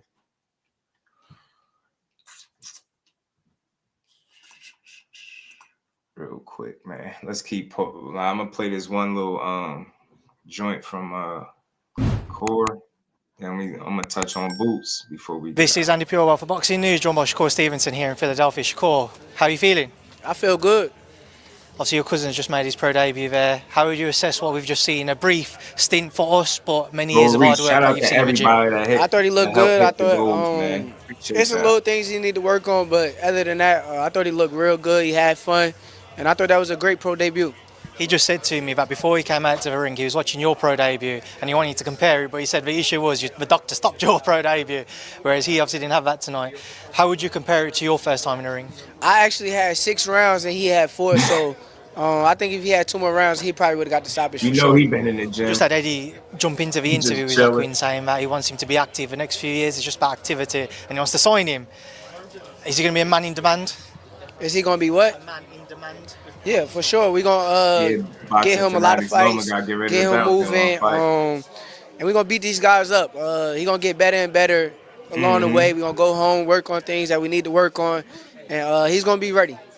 I asked him, and I can ask you yourself, obviously the relationship, the family link, how much pressure is on his shoulders to try and live up to what you've achieved so far? I think it's a lot of pressure coming behind me, but honestly, I think he handled it well. I think today he handled it well. I think in the press conference, the weigh-ins, watching him talk in front of the camera, I think he's been doing everything that he's supposed to be doing. He'll have a high ceiling. No doubt in your own mind we're looking at a future world champion stood next to you. For sure, it's 100% sure. When he got greatness behind him, I'm going to be there every step of the way. So I think he got a cheat code. Shakur, I ask as well, how's the hand feeling? It's getting better, actually. I should be 100% by either end of this month or next month. So. Just a couple of things to pick up on from speaking to Eddie this week. First, in fact, obviously the Joe Cordina fight not going ahead. Disappointment there from your end, not getting that first fight under the Matchroom banner, and to be able to share a ring with Joe. I know you've had a lot of respect between the pair of you over the years. Yeah, I would have loved that fight. I thought it was going to be a great fight. Joe seemed really excited to fight me. He's been calling my name a lot, so I wanted to give him what he was asking for. But, God got other plans. I can't control, what happens in life. So at the end of the day, my hand happened, and now we go from there. I don't know if you saw or not, but Joe said that nobody had informed him that the fight had fallen through because of your injury. He just saw it over social media and had his team chasing him. Is that a surprise to you? Was that you that DM me, I don't know. I don't know what's his situation as far as his business. Whatever it is, that's his business situation. I talked to him in the DMs and let him know personally myself. I told him I fought for it, so he talked to me for sure. Shakur, Eddie also said to me yesterday that the Williams-Zepeda fight looks most likely to basically go ahead next. A big fight to come back to. Excited for that fight? Yeah, I'm excited to perform. I think performing it at the highest level, at the level that I feel that as though I should be performing at, matters the most. I'm going to go in there. I'm going to do what I got to do. When you watch Williams-Zepeda, obviously we know he's a high energy, high output fighter. But do you feel like that just plays into your own boxing skill set? He's watching Boots, right? Yeah, they was in Philly, man. He caught a contract, throw him out. For sure, I think that he's a good fighter. He's good at what he do. But he's not on my level. I know that there's levels to boxing. You got to be able to think a certain way, do things a certain way, and once he get in there, he'll realize, which he should already know. I know there's obviously talk of that taking place in February, so you get out early next year. What's the plan in terms of activity? Where do you want to see 2025 take you? I can't look past what's in front of me right now. So what's in front of me is Zepeda. Hopefully he handle his business next week. And then that's all I'm worried about. All I worry about is what's right in front of me, and then we can go on to what's next after that. I do have to ask and prod a little bit, Shakur, obviously there's a lot of links between yourself and Gervonta Davis. Do you think next year, even if it's a back end of the year, we could see the pair of you square off? Yes, I think next year will be perfect. I think the fight has got to happen. There's no way the fight don't happen. The best of the best versus the best, and I can't wait for it. What would happen between you and Gervonta? I'm going to win, for sure, 100%. I think that a lot of people are going to bet the other way, and a lot of people are going to lose money, but the people who bet this way are going to win money. It was his birthday a few days ago. Have you got a birthday message for him? Nah, I ain't got no birthday message. Like I said, I don't got no real beef with these guys. Hopefully, these guys living their best lives and doing everything they're supposed to be doing outside the ring, but at the end of the day, we got to squabble. I just want to ask as well, there's talk previously that Vasily Lomachenko might retire from the sport. Would there be disappointment on your behalf if you didn't get that chance to share a ring with him? I know it's a fight you've chased and you haven't quite been able to get over the line. If he was to retire, frustrations there on your behalf? Nah, I'm kind of over it. I think he's soft. What I seen at that last fight when he pushed up and was talking to me kind of reckless, but then he don't really want to get in the boxing ring and square off. I think he's soft, so I have respect for him for what he done in the sport of boxing, but lately I kind of lost a lot of respect for him just because our altercation with each other was more so like he was rowdy outside the ring, but he don't want to get in the ring and settle it. So I don't even see the point of him boxing if he's not gonna fight me or if he's not gonna fight Tank. What's the point of you boxing? What are you doing? I mean, you go get some quick money, I guess. So do that if that's your case. But other than that, don't mention yourself in the talks with us because you don't even want to fight us. I just want to ask as well. And look, like I said, I like the way he talking, but I know people still gonna find a problem with it. He telling you, look, that fight gotta happen. There ain't nobody in boxing that ducked the biggest opportunity that your profession. Imagine you having the biggest opportunity in whatever your job is now currently, right? And you got the biggest opportunity possible at your job. You don't go take it. Imagine somebody telling you scared to do what you do for a living at the highest level. Imagine somebody, I mean, for everybody that's still in here, whatever you do for a living, imagine you going into work the next day and having an opportunity that would be the most lucrative or biggest opportunity that job could offer you, your career could offer. You get what I'm saying? And somebody walking up to you, nah, you scared to go get that money. You scared, because that's basically what people are saying when you telling me these dudes are scared. Doesn't make a lot of sense. They do this shit for a living. They pass a win or a loss. Now, I ain't saying nobody want to lose, for sure. Hell no, right? But you scared to make money? That's basically what you're saying. You scared to go get the biggest opportunity out there for you? Why? I can't come up with enough logical reasons why somebody would be scared when you chose to do this shit. You chose to do it. You're not forced to box. You chose to do it. So now you do it at the highest level. You get here, damn near in position. Now you're going to be scared to go get it? Come on, man. Like I said, we know for undoubtedly Loma had an opportunity to fight Tank. Shakur ain't never had no contract or been negotiating and pull out. So I ain't gonna frame him as something that he ain't showing us he is. Loma showed you, not Mr. Not in the mood. That's gonna be sizzling for a while. I ain't gonna forget about that. Damn it, that one. That just don't sit well. Should have said, like, you need to spend time with the loved ones or something, bro. I respect that. Not in the mood is bogus. But he's still entitled to make his decision. It is what it is. But I don't respect it. Core called it out. Look, he ain't want to fight neither one of us. Put it out there. Like, look, Tank is going to happen, bro. Like, it got to. Ain't got no choice. Crushed the legend. My guy was good with it. I mean, Tank B was deep. Man, hell no, man. That shit, no, man. No. By the time this goes out, the night will be done. You be saying it, bro. That shit social media. If you really examine what he be saying, the shit that he be saying to Tank don't extend outside of the boxing ring. It's not on no street shit. He ain't never said, when I see you, I'm going to do X, Y, and Z to you. None of that. He only talks about in the ring. People, when they see it, they turn it into something else. Somebody go show me a tweet where he said he was going to physically do something to him. Because outside the realm of boxing, I ain't never seen that. That's why I said, like, man, they ain't got no damn beef. That shit is competitive, what you see. And it's like, we live in that microwave society. Yo, you going to talk shit about me? I'm going to talk shit back. They got egos, pride. They're not backing down. They men. But, man, nobody going to tell me a guy that was groomed fighting the best fighters in the world was scared to fight anybody. Shit don't make sense. Nobody's going to tell me any fighter is as successful and is poised and consistent as Tank Davis is as a performer is scared to fight anybody. It just don't make logical sense. And when you throw the business of boxing in there, we got a conversation. But it's deeper than you trying to convince me that one of these young men at home is scared to make money. They chose this shit. Imagine being at your job and they like, yay, man, here go this opportunity for you, man. It's a promotion, whatever it is. And somebody walk up like, what, you scared? Like, would you be scared to do it? Think about it. And I'm using people's jobs as an example because it's something that you chose to do, right? So you're going to be scared to do it. Not saying y'all ain't at a great level now, but whatever that next level is, if there's one for you, you'll be scared to go to that next level? Hell no. You're going to be like, y'all work for this. So that's how my mind works when it comes to boxing. I don't think, oh, nah, he's scared. Yeah, he ducking. He did. Nah, man. Hell no. Hell no, man. People ain't scared to go out there and be great. People ain't scared to go out there and make money. Even if you're going out there and you don't even give it your best bet, I don't think people are scared. You get me? You get me? It's deeper than that. You guys ain't scared to fight each other. I just don't see it that way. You know what I mean? All right. Yeah, they it's just competitive, bro. Rolly, what's good with it, man?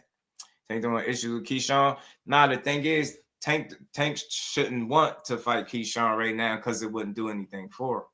Respectfully. Like before there was a Keyshawn, there's Shakur still. That Shakur smoke has to be dealt with. Like that has to. So just think Tank Davis is like, bothered or moved by somebody that is trying to get to where he at. He already in position. Like he's that guy's biggest fight, not the other way around. So it's not a matter of him not wanting to smoke with him. It just don't make sense career-wise. Like people don't like to hear that, but it don't make sense for Tank to fight Keyshawn Davis right now. Now, again, he has a title. With Tank having a title, that's a different conversation. Now it's a matter of whatever he wants to do, if he wants to travel that road. Get me? So it is what it is. But I think I just I look at it deeper than that. These dudes don't be running around here, scared to fight each other, so to speak. Pardon me, y'all. I had my mouth. Keyshawn got Andy Cruz problems? Nah, I don't think he got Andy Cruz problems. Shout out to Boxing Fanatics. Nah, I don't think he got Andy Cruz problems. They had some history in the amateurs. He had 4 fights. He ain't win them. But if you look at those fights, if he was able to see any of them, he ain't get his ass beat. He ain't get ran through. He just fought a far more experienced guy than Andy Cruz, and Andy beat him. But Andy beat him. Keyshawn got his silver medal. It was a close fight. Could have went either way if you look at it. And then he transitioned to a pro. Now he's further along as a professional and younger than Andy Cruz is. I don't think he got Andy Cruz problems, but Andy Cruz could potentially be some type of rival or, you know what I mean, to him. But he got to get some more wins under his belt. Because I don't think I don't think the amateur wins is going to put him in any position to get a Keyshawn fight. I think he's going to have to beat some people. You know what I'm saying? So, you know what I say? Nah, man, you got to think, bro. These fighters, look how we sit up here and talk crazy about these fighters and what they do for a living and how we talk crazy. You don't think he could feel some type of way about his career? He in position. All he's done is beat everybody that they put in front of him. And he's passed most of these tests, pretty much all of them with flying colors. He ain't came close to losing. But you seeing that your promoters are passing you up and giving the opportunities that should be for you based on what you've done, giving them to other people, you'll be frustrated too. But he wasn't going nowhere. He had a belt. You got to understand these dudes are human too. He could be frustrated. That was a frustration post, man. That was him being emotional. He even said that. So I know, y'all, it's only convenient to follow the stuff that you deem negative, but you got to pay attention because he followed that up with a lot of stuff. You know what I mean? He kept it real. He's like, I was being emotional. You know what I'm saying? Shouldn't have put that up there. And that's real, man. It's like, you know what I mean? He's young, you're going to make some mistakes, but most importantly, just keep winning. And that's what he's been doing. So you might not like the way he talk, the way he tweet. You might not like the way he fight, but that man is a winner. You heard him when they asked him what happened between you and Tank. He said, I'm a win. I'm a win. It's straight like that. All that other I'm a win. Yeah, no, it's straight like that dude is a winner, man. So it's just what it is, man. But let's see if Zepeda find his way in the ring with him. And if he don't, it won't be his fault. We all know that. So we just gotta wait and see. But let's keep rolling, man. One last thing I wanted to build on a little bit before we get out of here, y'all. Shout out to everybody that rocked out to the end of the show as always. The real MVPs. I see y'all. I appreciate y'all. But we got a couple more minutes to build. So I wanted to build on Boots for a little bit, right? And we all seen the fight Saturday. A lot of different takeaways. They want to call this dude hype so bad. You know, Brian Norman Sr. has some interesting things to say about Boots Ennis. I'm going to get to it. It's very short, but, you know, he ain't bite his tongue. I don't look so crazy now, huh? Y'all doing all right out there? Everybody okay? You know, some of y'all motherfuckers on suicide watch. Y'all like, hey, y'all can't talk that shit to me no more now. Bro, I'm betting on the knockout. That nigga going to sleep. He can't fuck with us, bro. Is this your team? Is this your team?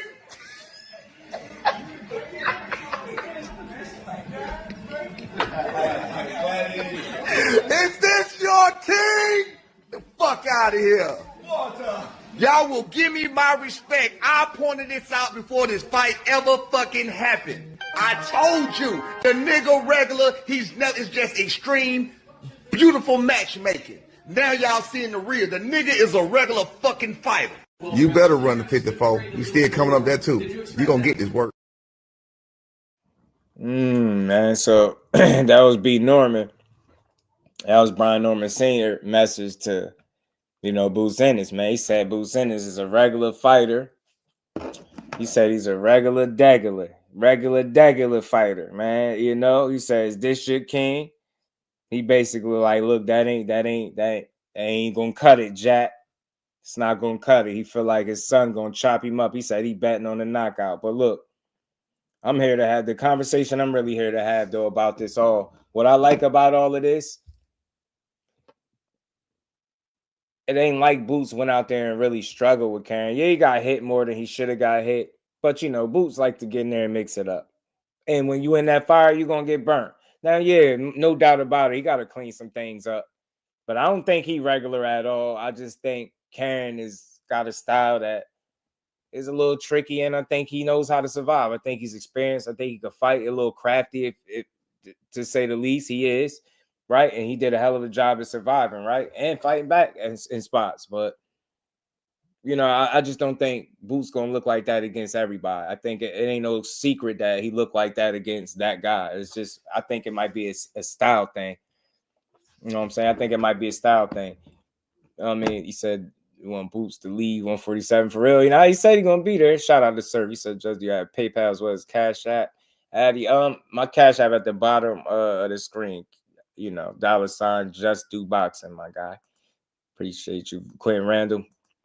What you said, be there? Was giving Brian, Quentin Randall, yeah. So look, I never attacked the individual. His thoughts and sentiments are fine. I like Brian Norman Sr. I think he entertaining. I think he's as honest as one could be, despite what people think. I like his energy, bro. Think people take stuff too personal. What else is he supposed to say? He's supposed to talk like that.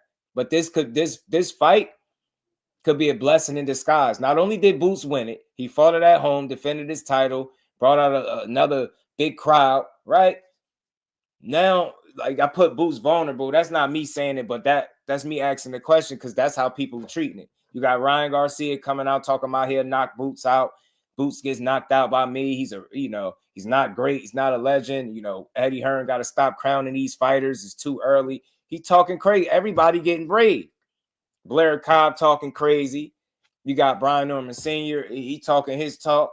I like it. I think that performance, maybe it makes people brave. Maybe that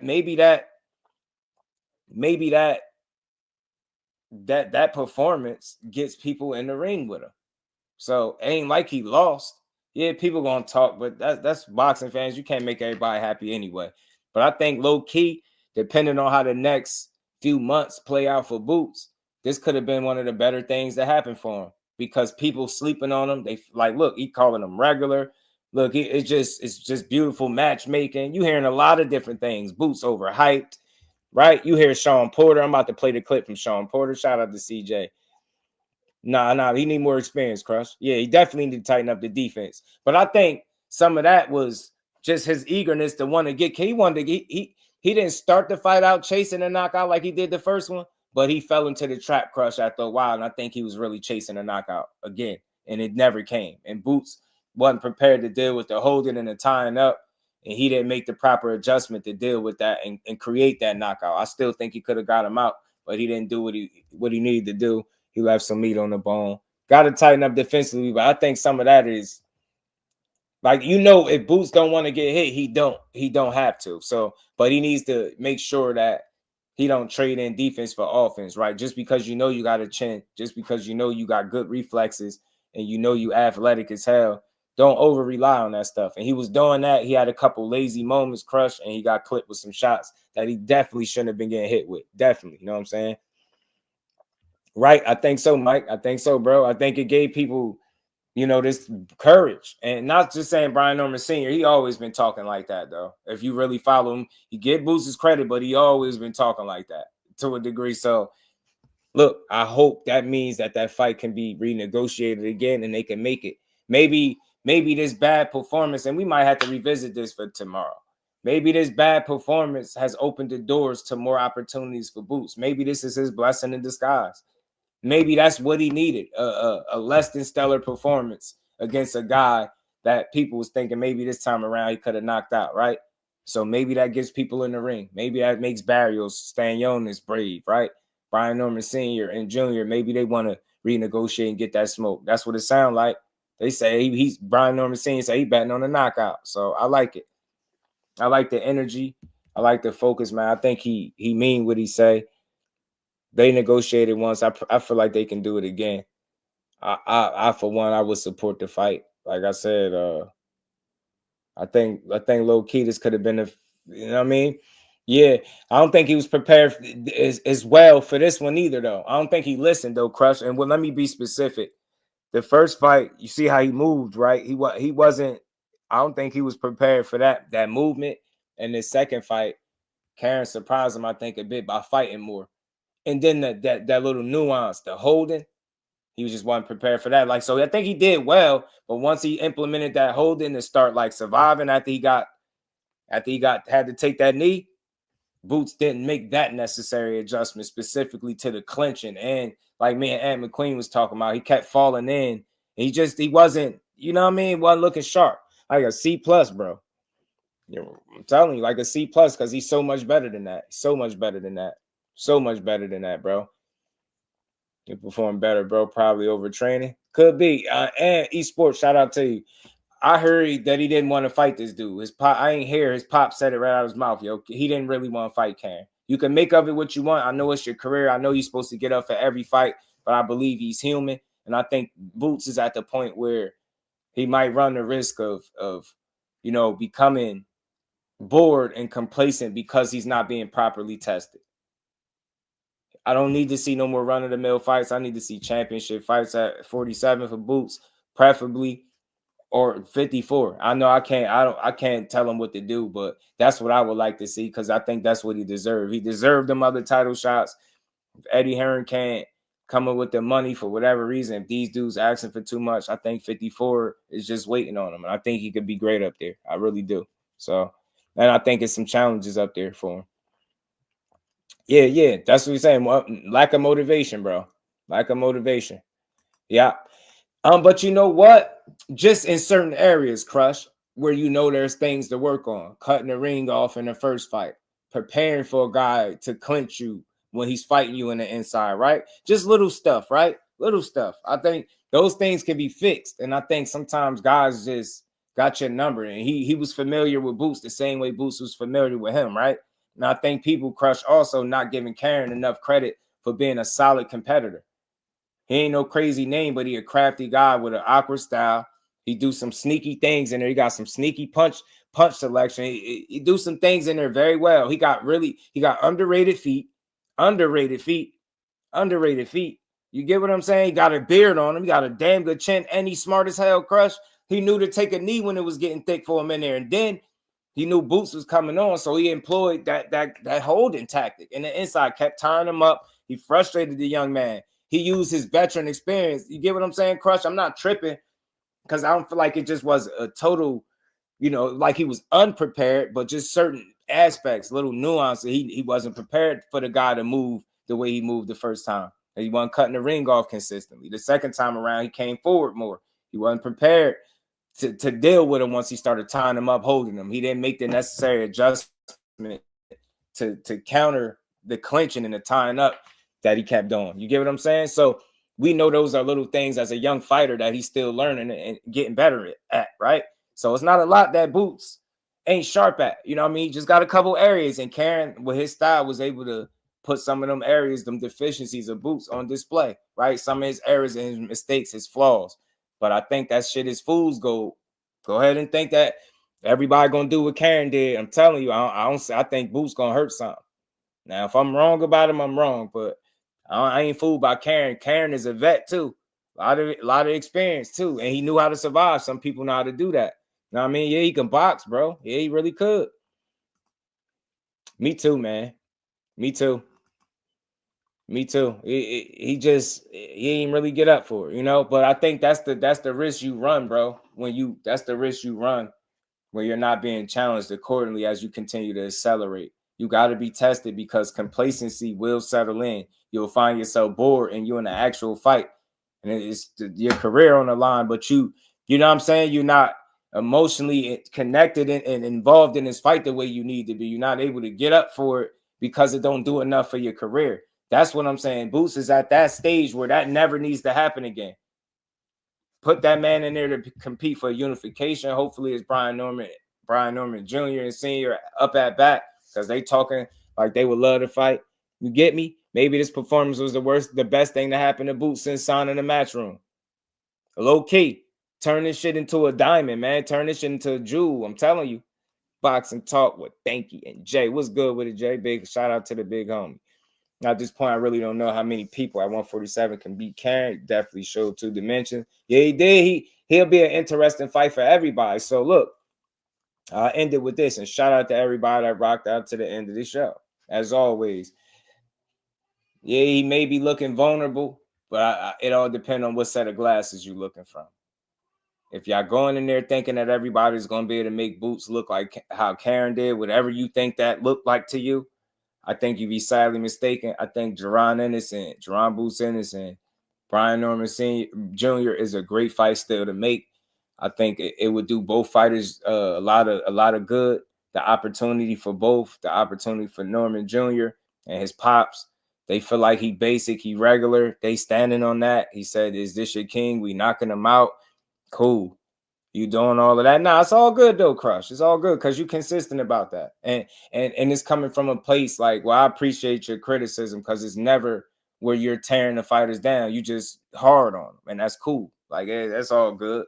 You know, you consistent about it though, and that's all. You just expect more. It's okay to expect more from Boots because we feel like he's capable of way better than the C-, C+ performance or whatever grade people gave him. You get me? So it's all good. He understands he can do a lot better. He understands he made mistakes and he have his best showing. But I think sometimes, bro, you just gotta get that ugly win, Crush. I think you just gotta get that ugly win and just call it a day.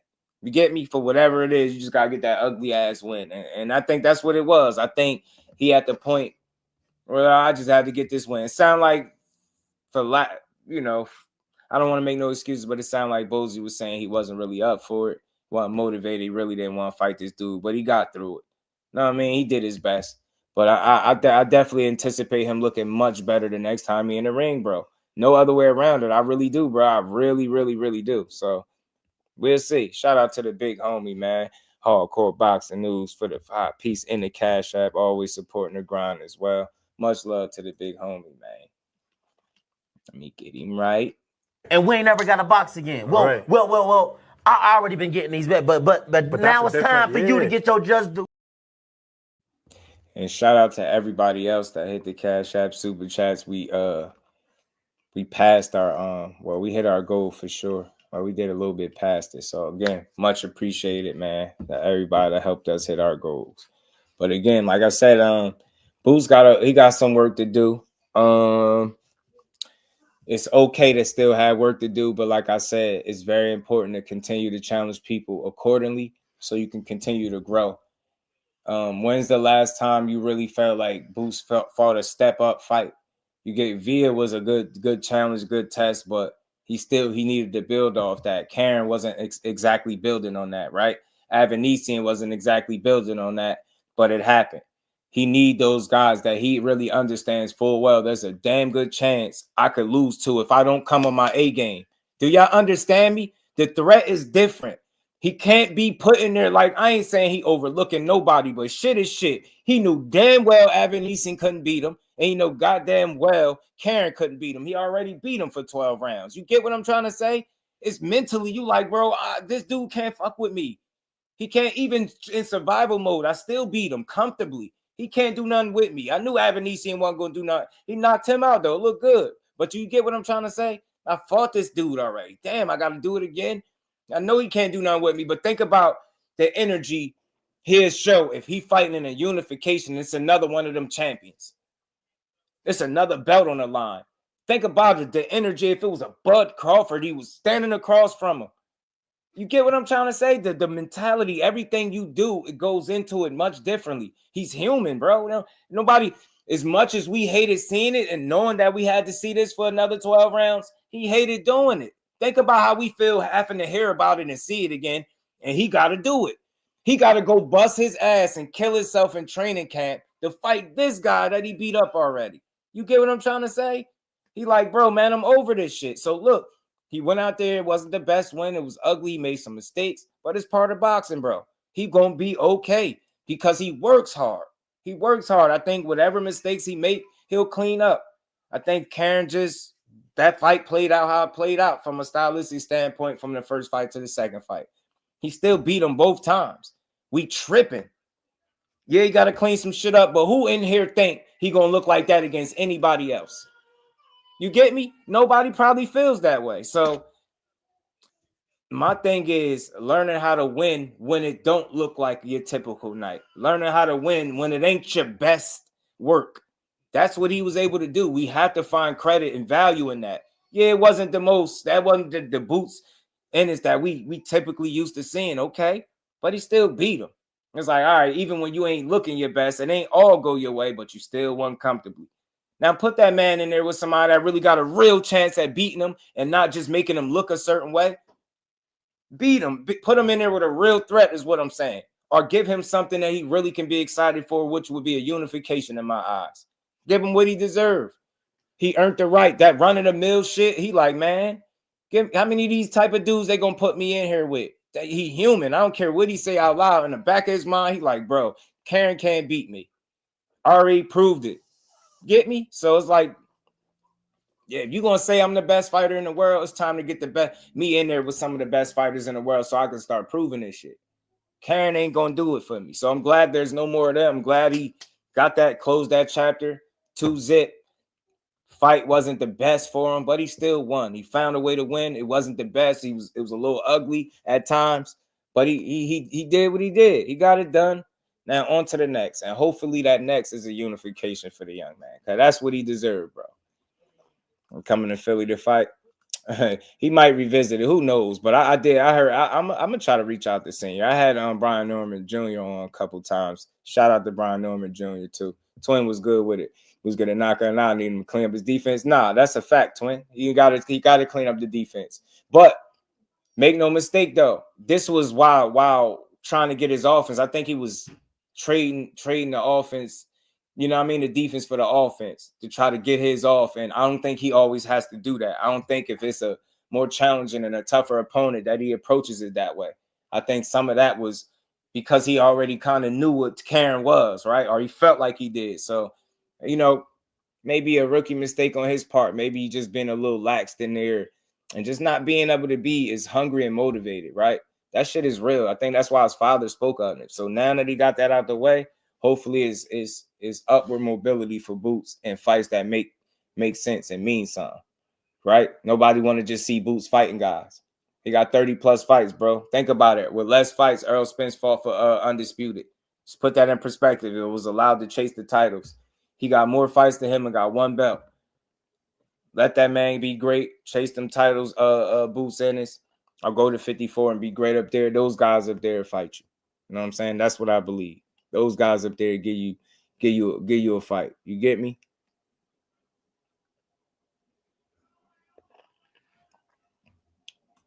But shout out to everybody in the building, man. Yeah, you can't play with your food. Boots versus Blair. I wouldn't be mad at none of those fights if it made sense for him, but dropping his belt, not fighting Sandor. Same Rebel can blame my Boots. Fighting is mandatory to keep the strap. That's why I say, man, it's about humble dragger. It's about understanding that these dudes gonna make mistakes. They gonna make moves that we might not understand, but it's their careers. As long as you can make the most out of whatever decision you make, I'm just here to support it. So I know Haney's decision making wasn't ideal, but I think dealing with Ryan wasn't ideal either. So, you know, now hearing that, you know, it was some potentially negotiations until Teo killed it. But for some reason, I don't feel like that's the end all be all because too many people reported it. And then on top of that, like I said, I always reach back to a person or two behind the scenes. So I did hear that this was real. I'm not gonna say that just T.O.'s lying, but he sounded a little, funny with that message. He tried to jump on it too quick to me. Okay, however, the issues we saw didn't appear to be taggable or fundamental. Yeah, there are some things that should remain the same regardless of the opponent. Yeah, that's all true, and I ain't gonna deny it. But again, man, I just think it was poor execution as well. Poor execution. Yeah, it was some fundamental errors and flaws, but I think you got to clean that stuff up. I think because again, what I'm saying is this: you haven't really seen that outside of him fighting Karen with any consistency, right? You seen him get hit, take shots and stuff like that, but for the most part, it been now you've seen a guy really put those things on display from one fight to the next in different ways, right? From the first fight to the second fight, he showed some areas where Boots need to sharpen up, and I think that's fine because, like I said, as long as you're able to win, now you go back to that drawing board with that win instead of that loss, right? And with him being a student, you would guess he's gonna put the work in with as hard as he worked, right? With a guy like Bozy, so I'm optimistic that he can make those necessary corrections. He had to get through a ugly fight, somewhat of a messy fight to a degree, but he got through it. Now he has an opportunity to go right back to that board, watch that fight, see the mistakes, make the corrections, man, and apply it to the fight. I believe in Boots as a young talent, so I think he just got to keep working because of the results shot and those opponents didn't shine a light on him. And that I think is true, but that's what I'm saying. They wasn't exploited to this degree. They ain't saying they ain't been there. They ain't just pop up. But now we can see where we had two fights where now we have some type of math where we can say that's not a coincidence. That's math. You've seen some issues here. You've seen some issues here. Now you understand that, hey, man, that's clear that you got to tighten up in those specific areas, whether it's cutting the ring off and is, distance, range control, setting up your shots, creativity, right? Not falling in and kind of accepting the clinch. It's a number of different things. But I think with work and like we always say, like you always say with drilling, I think you can fix those things. You know what I'm saying? Rain a peace to the queen. How you feeling today? He was rushing. Looked like he was rushing his work a little bit. Looked like he fell into the trap after a while and started chasing the knockout that never came. That's what I believe he did. But as far as his vulnerability, I mean, yeah, I think he showed that, but that's good vulnerability because, again, if that makes people brave, if that makes people say, yeah, Boots Ennis, you the guy that I want to fight, then let's see it. You get me? Then let's see it, yeah. But, man, the shout out to Yoda. He get hit with that uppercut in the last fight and them left hands, I think it was, he kept getting hit with, but them left hooks or whatever. But he got to tighten that up, no doubt. But it's good to see the efficiencies put on Front Street because now we have that fight to go off and we're going to be looking for, them issues and them mistakes in the next fight to see if they still there or did he do something to fix them. So that's all it is. You know what I mean? And let it be known there's not one fighter without vulnerabilities. Absolutely facts. Being opposite on upper echelon, God won't magically erase those things. Just got to get in the lab and get back to the basics. Yeah, that's all facts. That's all facts. So he got work to do, man. It's okay to see that, He ain't a finished product just yet, Boots got more work to do. Shout out to the professor, man. Always with the great commentary. Well, not commentary, the great comments. Shout out to my guy, man, Ant McQueen. But again, salute to everybody in the building, man. Another dope build in the books as always. We just gonna keep building on this boxing, man. It's still a big question mark around this T. I'm gonna go see if I can find out anything more with Tio and Devin. Any potential updates? Like I said, I'll keep y'all filled in. Keyshawn, man, I ain't mad at you. You enjoying yourself. You calling out Tank. Just know what comes with that, whether it's, pushback from the fans, resistance, criticism, whatever that is. Just know what comes with that, whether it's the challenge that is Tank Davis when you get in the ring. It's premature. It's early for that. Keep winning. Go that WBO route. Go establish yourself as a world champion and then see where your career take you. But Tank Davis, I can't wait to see him back in the ring. Tired of all the back and forth. Because I think even whether he performed, regardless of who he's fighting, people going to be right there enjoying it. They're going to be enjoying the show right with us, bro. Trust me. They're going to be there hate watching on the low. You know what I'm saying? Enjoying enjoying Tank knock somebody out, man. So that's my time. That's my thoughts for today, man. Boots, oh yeah, and Boots keep building. The world, thank you, Vulnerable. Ryan Garcia got brave, you know. Connor Ben got brave. These guys getting brave, man. So that might be a good sign for you. That might lead to unifications or meaningful fights for you that I think you'll truly be able to get up for fully, and we'll be able to see the best Boots Ennis. I think he's gonna go back to the drawing board with a win under his belt and make some corrections. I think he's gonna work hard, and Bozy gonna go to work, man. You know what I mean? That's what I believe. But shout out to everybody in the building, man, on this good Tuesday. Much love, much appreciation to everybody that helped hit the channel goals. Y'all the real MVPs. We gonna keep building, man. Y'all make sure y'all tap in tomorrow, Wednesday, and we're gonna do it all over again. Build on this sport that we call boxing, man. So with that, man, much love to everybody in the building. Enjoy the rest of y'all night. And I'll catch up with all y'all, see all y'all tomorrow, 4 p.m. Peace to the fam.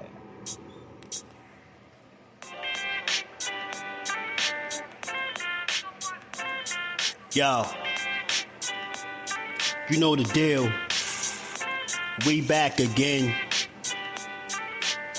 We never slacking. Word 'em up.